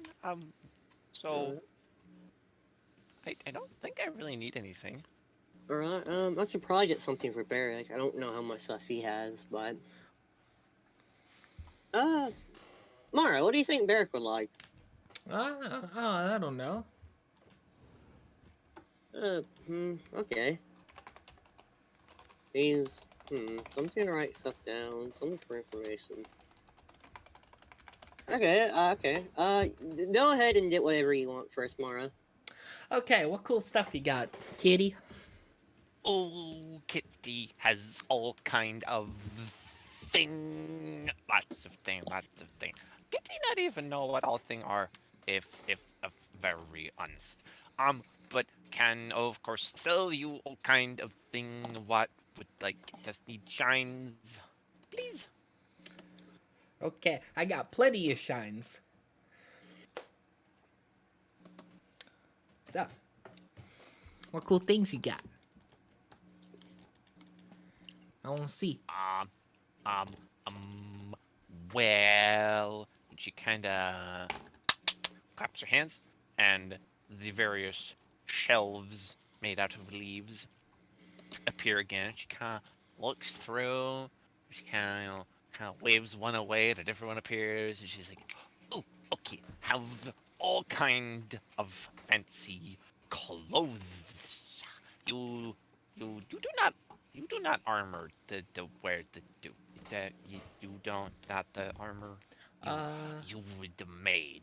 So you wait. Do you hold? And she kind of waves a hand again, and one of them disappears, and it's now an entire row of just assorted different styles of maid outfit. Ooh. These are Kitty's favorite. Ooh. Actually, Kitty worn that one before. That one really comfortable, and it's a sort of a bluish pink. It's not your traditional like French maid outfit colors. It's like actually got some different coloring going on there. This one will hug real nice around the middle.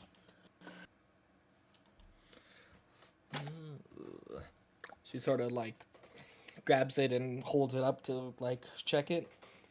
I'm not sure about the colors.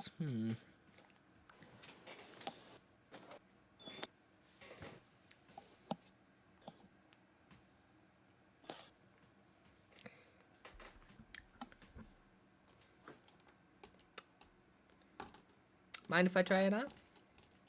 Oh, go right ahead. And she's just going to put it on right over her her other maid outfit. Finally, double made Mara. Truly the strongest. So you know what's great is I just posted that meme in our channel that had the Ultra Instinct theme, and I just imagined Mara puts on this second maid outfit, and you just suddenly hear the Ultra Instinct theme, and it just increases in volume as she just puts on more and more layers of maid outfit.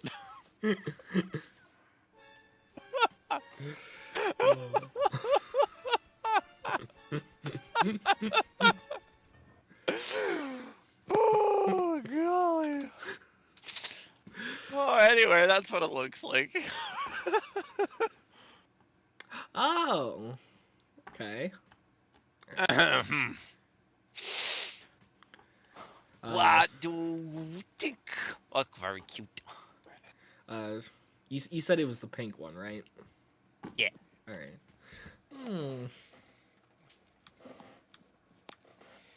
I like it. So this one it is like it not armor but does armor thing like and she just reaches for a freaking two-handed greatsword. This is like, you know, Monster Hunter levels of sword, and she just swings. And let's see, Mara, what is your current AC? Hang on. It is 15. Okay. So. Oh goodness, she got a natural 20. Oh. Oh shit, that's a crit. Ooh, rip. So she connects. And you just get like walloped into the wall. But surprisingly, you don't feel nearly as much pain as you did previously. And Katie's just like, oops. Katie not knowing strength. Oops. Ow. Katie, very sorry, friend. Hold on. And she kind of runs over and just thump a healing potion down your gullet and just sort of upends it. So you go. Ooh. Huh. That didn't hurt as much as I thought it would. Uh-huh. Kitty magic worked really well. And she kind of puts her hands on her hips, stands up really tall, and puffs her chest out and everything. Alright, I'll take it.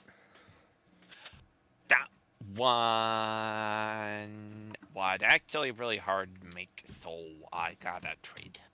I actually can't take shine for that one. You gotta trade me a magic for a magic.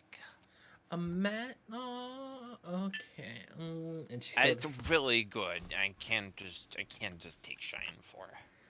Understand? Okay.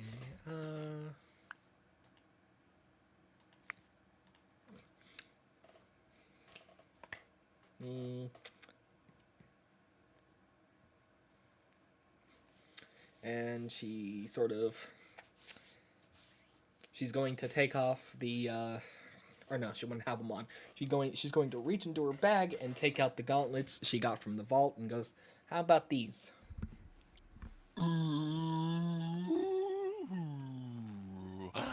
Done.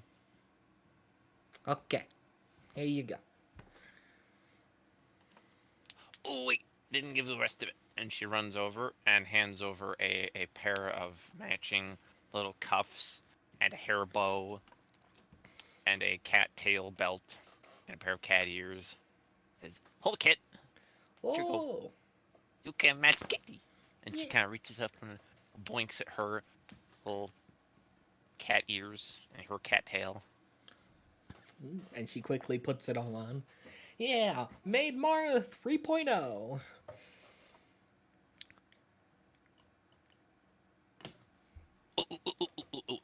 Here. And she points at the one of the buttons. And she says, touch. Oh, and she touches it. Now it's green. Ooh, touch. Now the outfit's blue. Ooh, more touch, more touch. Amara now looks like a gaming PC cycling through colors.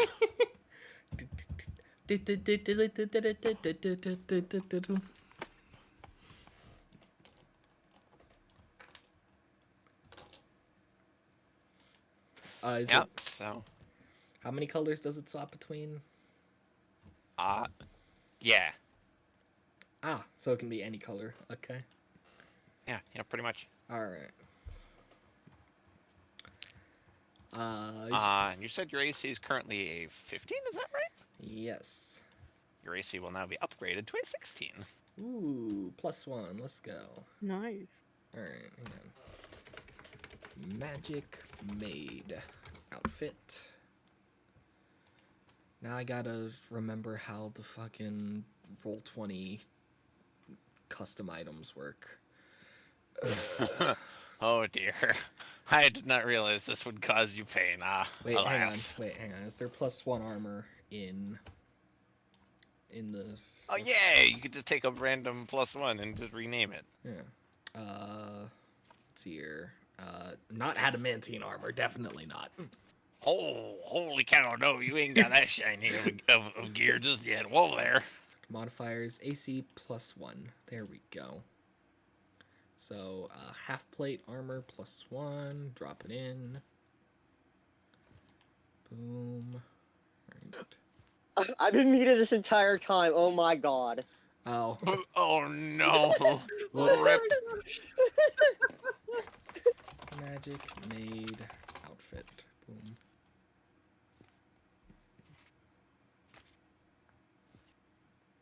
Oh wait, that gave me plus that gave me +3. Why? Oh, whoops. Hang on. Wait. AC 15. Okay, so what if I just remove that bit? And then oh, that gave me an armor class of 3. Uh-oh. Hang on. Technical difficulties. Yeah, Technical difficulties. Yep. Hang on. If I just do AC, I'll say like I'll just make it 13. See how that? Nope, that didn't help. Okay.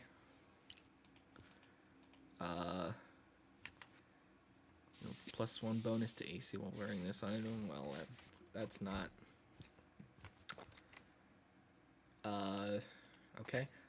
I'm just going to delete that. There we go. Now I'm going to find something else that actually I don't. Hang on. Let's see here. Hide armor. No. Wait. Let's see here. If I'm wearing just regular hide armor, that makes my AC 14. So I would wear hide armor +2.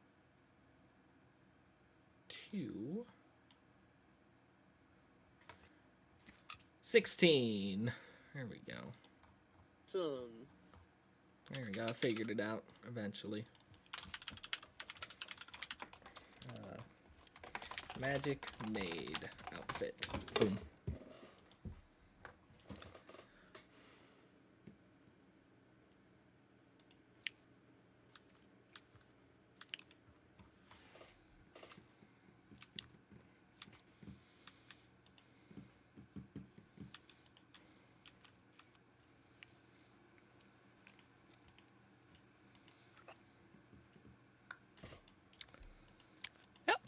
So there you go. All right.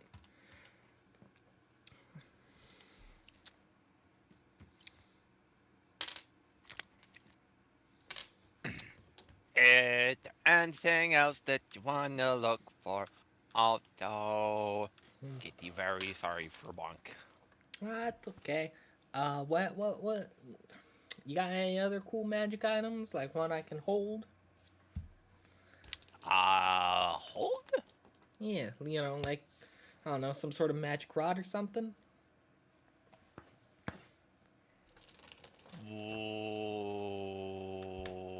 What kind? I don't know. Just any kind. Just, I don't know, something cool. Something I can use. Be cool. Are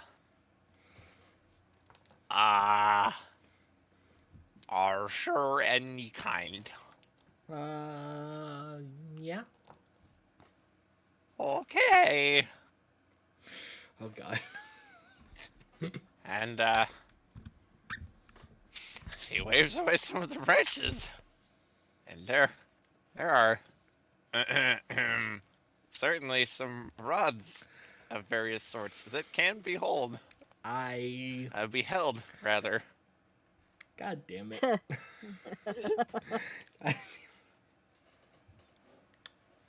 And Kitty looks very embarrassed to be showing this, but she's No, just like, asked if Kitty had any. Has plenty. not like those. People very horny. I'm trying to think if Mara would know what these are. Gideon most assuredly knows what several of them are, or in fact all of them. Kitty, Probably Kitty. so does Gloria. I can disappear. You have never seen Kitty make something vanish faster. Okay. Something magical, like a metal rod. A metal actual rod. Like a pole or a staff. Yeah, not like Oh. those. Okay, phew. Okay, Kitty, just go. Oh, okay, phew. She looks much relieved. And you see there indeed a variety of metal normal rods, one of which is indeed your just stock standard immovable rod. Ooh, hee. Mara's going to look at the various rods and just go, And she goes and grabs the immovable rod and looks it over. That one really fun, cause like you can hang from it, Ooh. and then you can like grab a hold of something, and then you can move up a bit, and then you can grab a hold of something, and then you can move up a bit, and you can climb. It's really fun. She's going to sort of just. So it is not naughty. Do not make. She's going to start sort of just like waving it around a bit, and she's going to sort of just accidentally press the button as she's waving it, and she just goes like, whoop, and she starts pulling on it.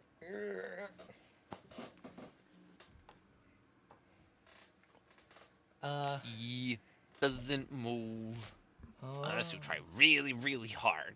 And then Kitty walks over, and you see like muscles bulge, and you hear an almost grinding noise as you see it move 5 inches, and then go her go.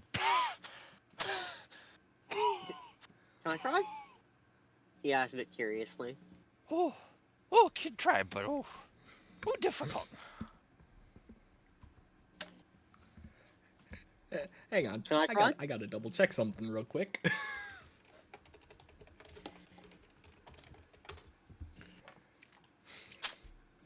Yeah.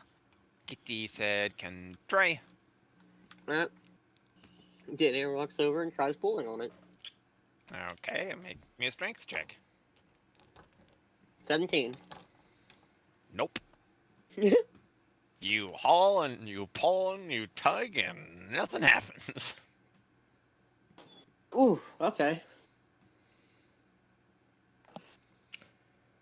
Yep, Kitty's buff.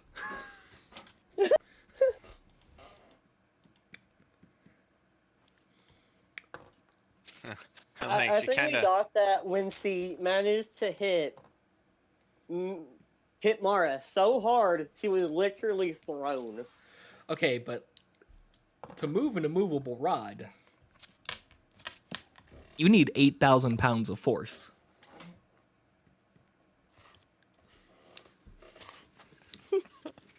That's a DC 30 check. Kitty is literally has the strength of a god. You can just kind of see Kitty just, flexing there, and, the whole taking the Roman bodybuilder poses. Remind me not to get on your bad side. Alright. It's pretty cool.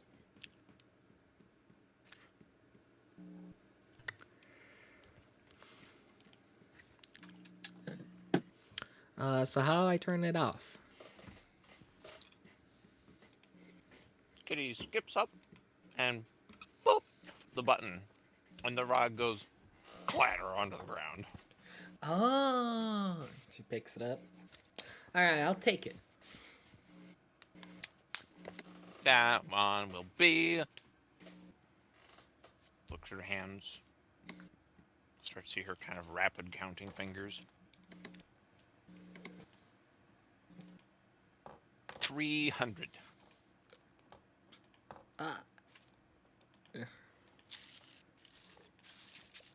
Well, let the adventurers really want that. Oh, very hard to get any. And she sort of looks at her coin purse and just sort of like, and she sounds like a puppy, whining puppy, as she pulls out just a ton of shines, as her coin purse now looks about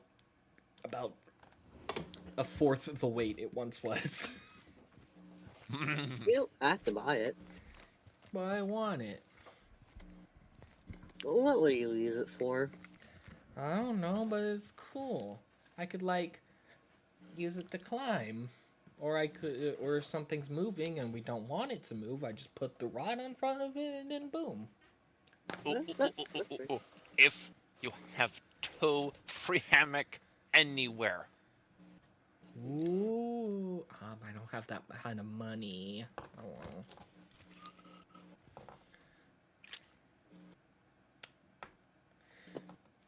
Well, I have my magic carpet for that, so.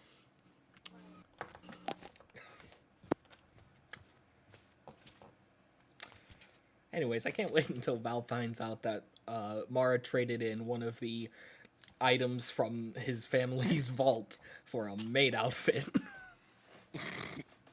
It's like, to be fair, it would be very in character for Mara. So. Hey, so what are those magma gauntlet things that Mara gave you? What do they do?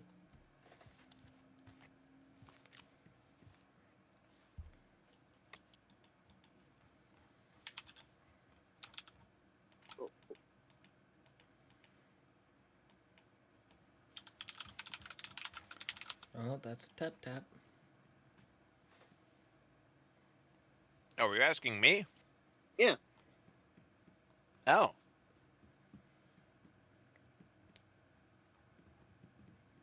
I gave that to you guys. If you don't got that written down, then I only claim to be so good a DM here. I do not have that information readily available. All right, hang on. So, okay.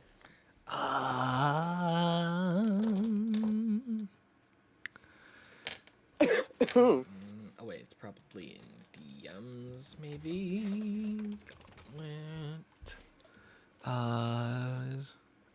Okay. Here, I'll just post it. I'll just copy paste it. There you go.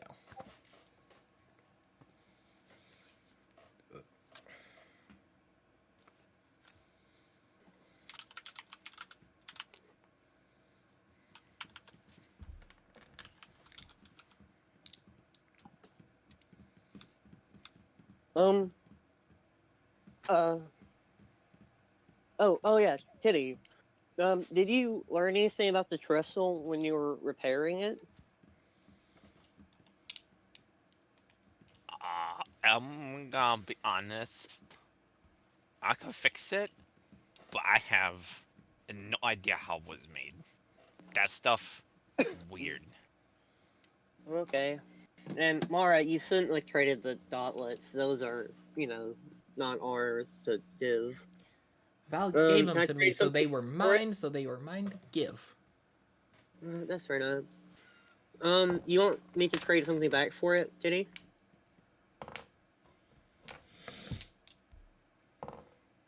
I mean, you can. I would accept trade. Kitty good for deals. Kitty Okay. is good business. He sort of like puts down the portable hole. He holds up one of the freaking sabs in one of those tubes. Is this anything you might be interested in? What is? This is a weapon. He holds up to the shaft, sort of like sinks it. Makes boom. Ooh. I would sell you, but I don't want to destroy anything. And he just sort of looks at the tube. No idea. It seems to be some sort of power thing, but that's my limit to my knowledge.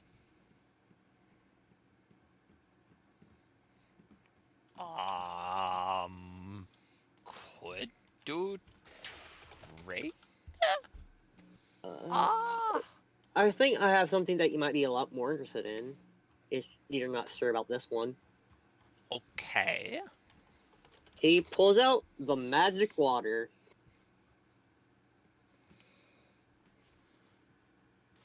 This is from the Feywilds. It's basically like a souped up super healing potion. Remember correctly, you can heal an entire limb. She snorts and just starts holding herself laughing. Just Okay, I'm assuming you have plenty of it. No, sorry, friend. It's just very silly. Kitty is all around silly. Hmm? I'm assuming you already have it then. No, not just already have. Make it. I'm same Oh. thing. Wait. Oh! So this is from... He sort of blanks, stares at it. Oh! Oh, says Kitty. Huh. That's... Huh.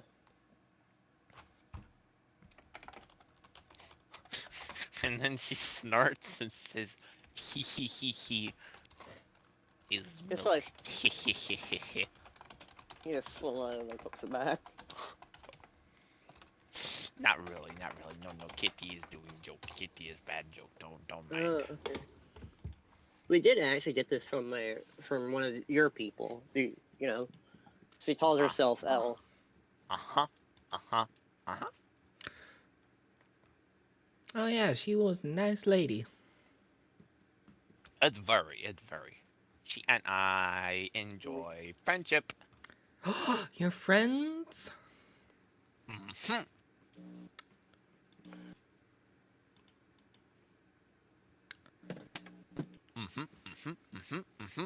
Ooh. Wait, so does that mean you know how she made Val look so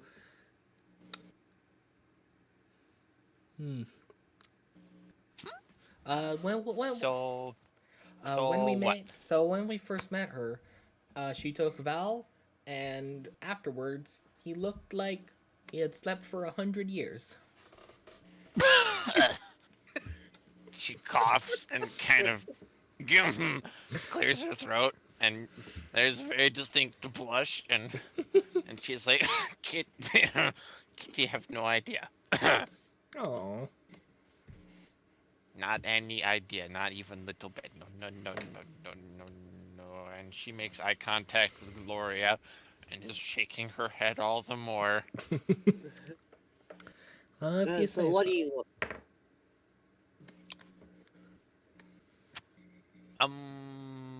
If demonstrate how stick thing work, we'll accept offer.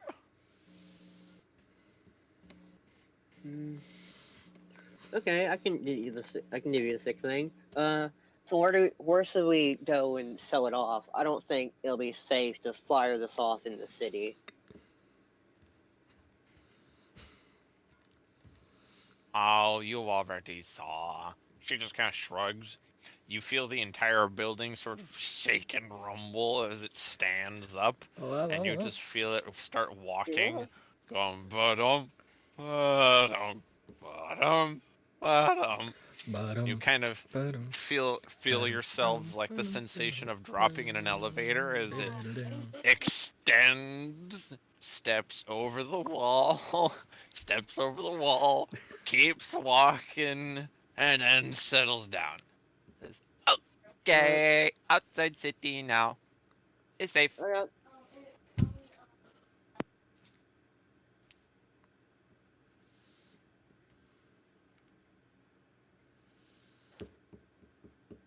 So you can go outside.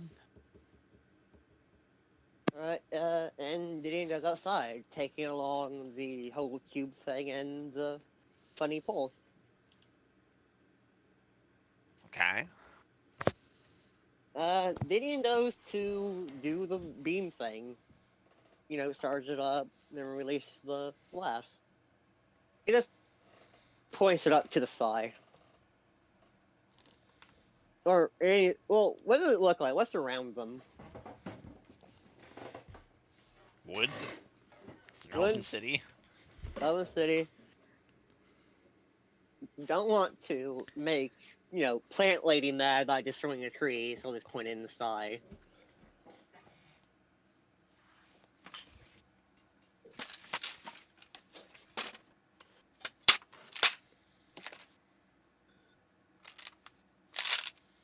Oh god. Okay.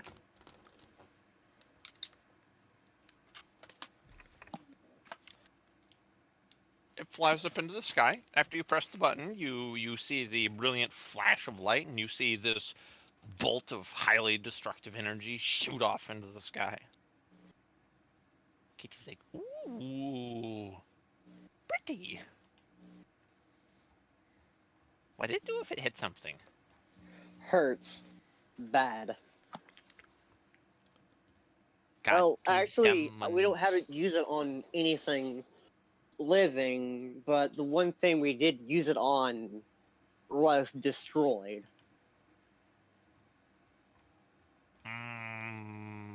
Got to see proof. Okay, do you have anything we can shoot at? Trees. Are you sure? I'm not sure how, you know. I am not silly tree. Tree is tree.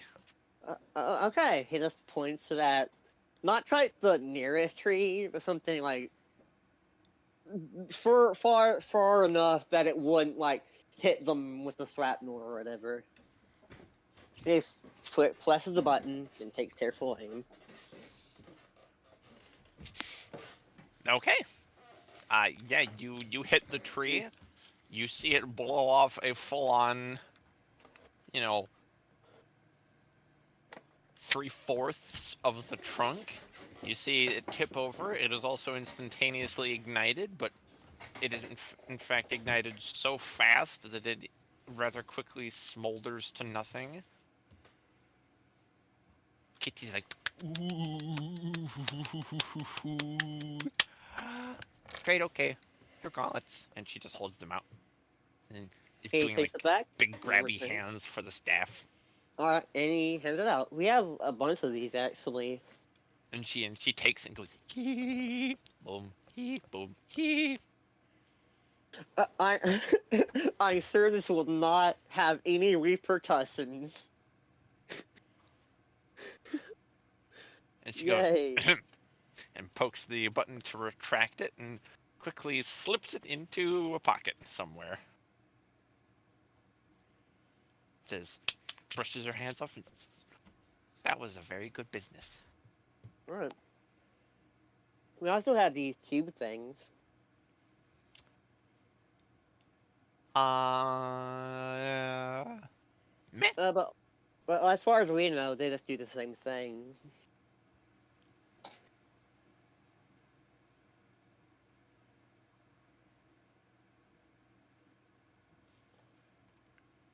Okay. Okay, and I'd like to buy something, I think. Do you have anything that might be of interest to a smart person? Like a really smart person? That is very vague even for Kitty. Okay, it's a dwarf who worships a god of knowledge.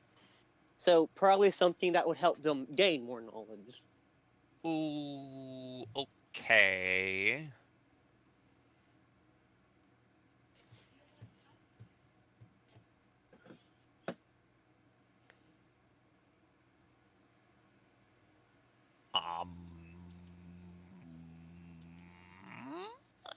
And she looks at her shop and kind of just thinking for a few minutes. And she goes, have book that helps remember things well? Huh? Wait, did I see it? Like, what do you mean helps you remember well? Have glasses for translate things, as also thing Kitty have. It says, okay. Have glove that, as long as holding book, helps stay awake so you can read more. The book, Kitty. What do The you book, what do you mean by helps you remember things? it's, she kind of waves a vine over that sort of puts the book in her hands. And so here, if you is saying lots of thing, it helps you remember because it always remembers all the things that is said. And you're looking at the page, and it is actively writing all of the words she is saying on the pages as she is saying them, like to the letter and spelling. Okay. Okay, the glasses translate. Okay. How much for the book? The book, 150. Ooh, that is. I do not have that. I did a lot of shine, because auto very hard to make. And she closes the book and sets it down so it stops continually recording all she's saying. What do you have for less than 100 gold? Things that are pretty. Hmm? I have, like, she holds out a bunch of clothing that seems very slightly magical.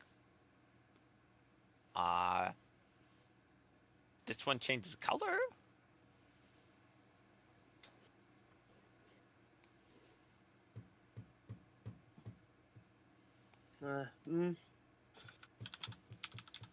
Probably best I I do some work and then come back once I have more money. Oh, okay. And another smart item. It is glasses. It magic discover is like easier, and remember old stuff is like easier while wear. And and I'll make you read books like super so fast, like lots of so They fast. probably enjoy that. And how much is that?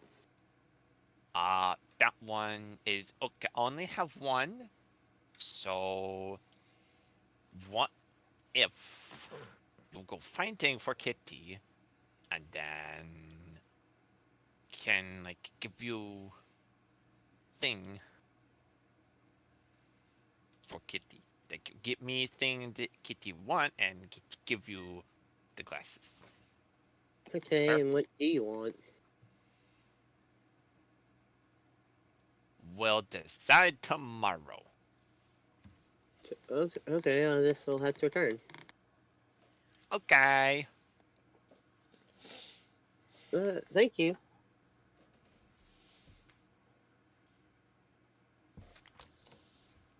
Do you want you will come back, right? Right? Yeah, of course. Okay. Here. She hands you the glasses. Oh, The you sure?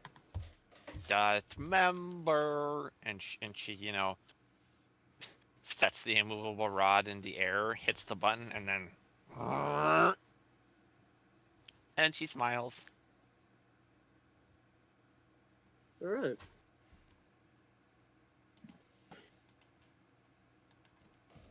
And Mara, do you still want anything more? Mara is still like back in the shop, so. Oh, I thought it's all right.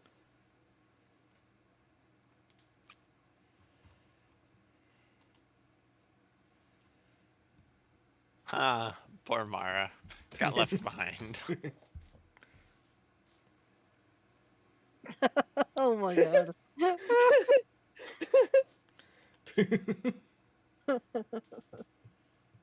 Ah, well, we know where Gideon's priorities are. My maid outfit Gloria sized.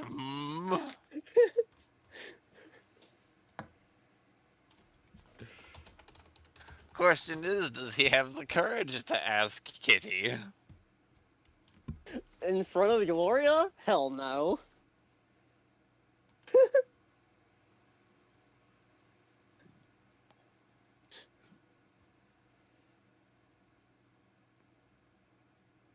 Okay, we can head back to the shop now. I do have like one more question. Do you have anything for vampires or anything like that? Anything that can serve to prevent me actually needing to drain someone? No. No? No, So nothing with sorry. blood. Okay, got it.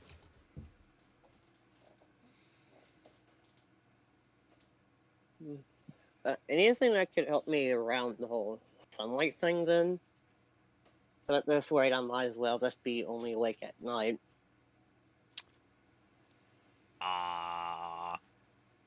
Have dads. And Huh? if you'll give me one moment.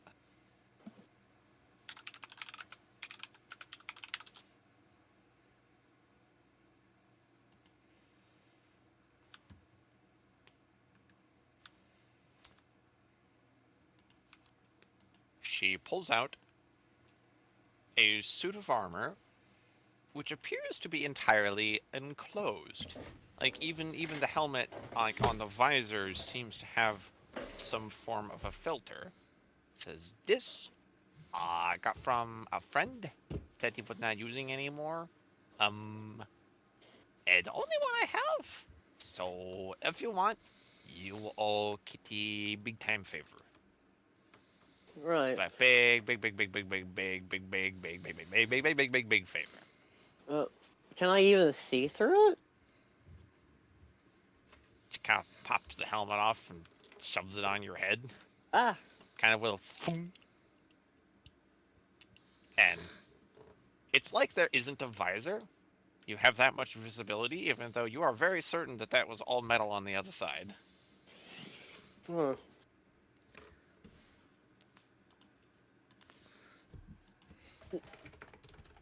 May I try it out? I need to know if it'll offer as much as what I already have.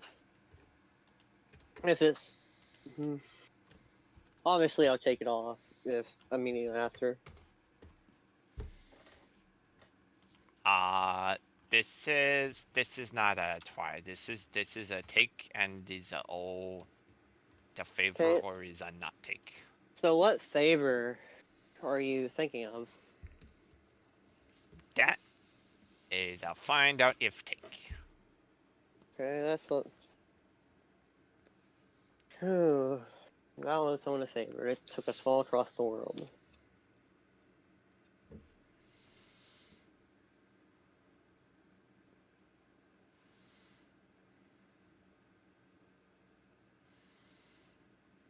Um, can I get back to you later if you'll still have it? Okay. She holds a thumbs up and kind of All right. plops the I, helmet back off your head. I'll probably have your answer tomorrow then when I return. Okay. I will wait right here. Right.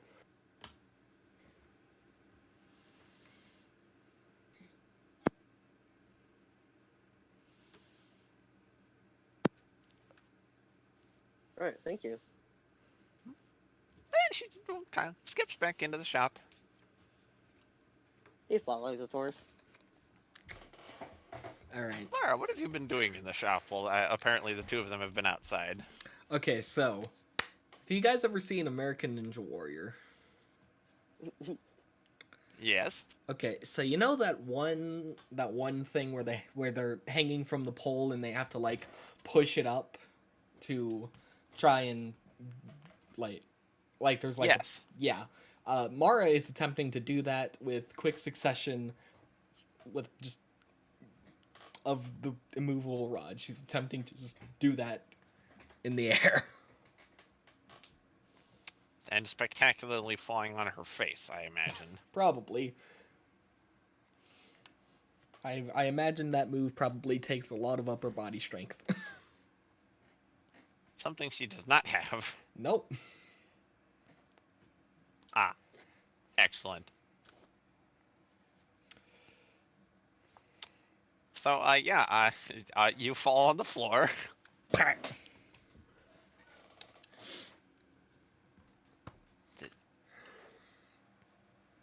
Oh, ouch. Kitty feels for your ouch. Kitty tried to do that. I'm okay. Okay, but go on. Do you have anything out, or does Kitty have other customer? No, that's it. I'm out of money. Well, no, I still have some money, but I've already spent enough. Yeah, I think we should get going. I already got Barrick's death. Sounds good. And she gives each of you a nice tight hug. She hugs back and pats her head. The immediate loud purring.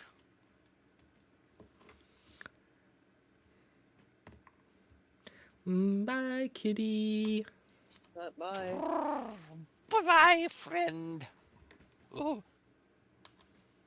Did you do claps as you head out?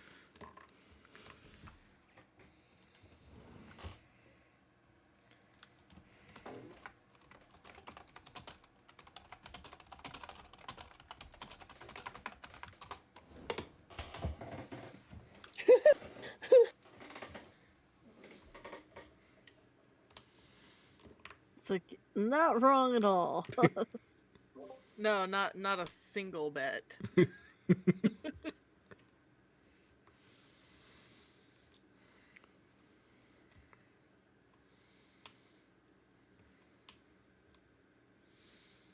Right then. Okay, Mara, what's it back? What's it back? I need to return tomorrow, though. Although I'm going to interrupt you guys before you continue any further, because it is already 1 a.m. Yep. We're going to call the campaign here. All right. Oh shit! Campaign's over. All right. Well, great campaign. No.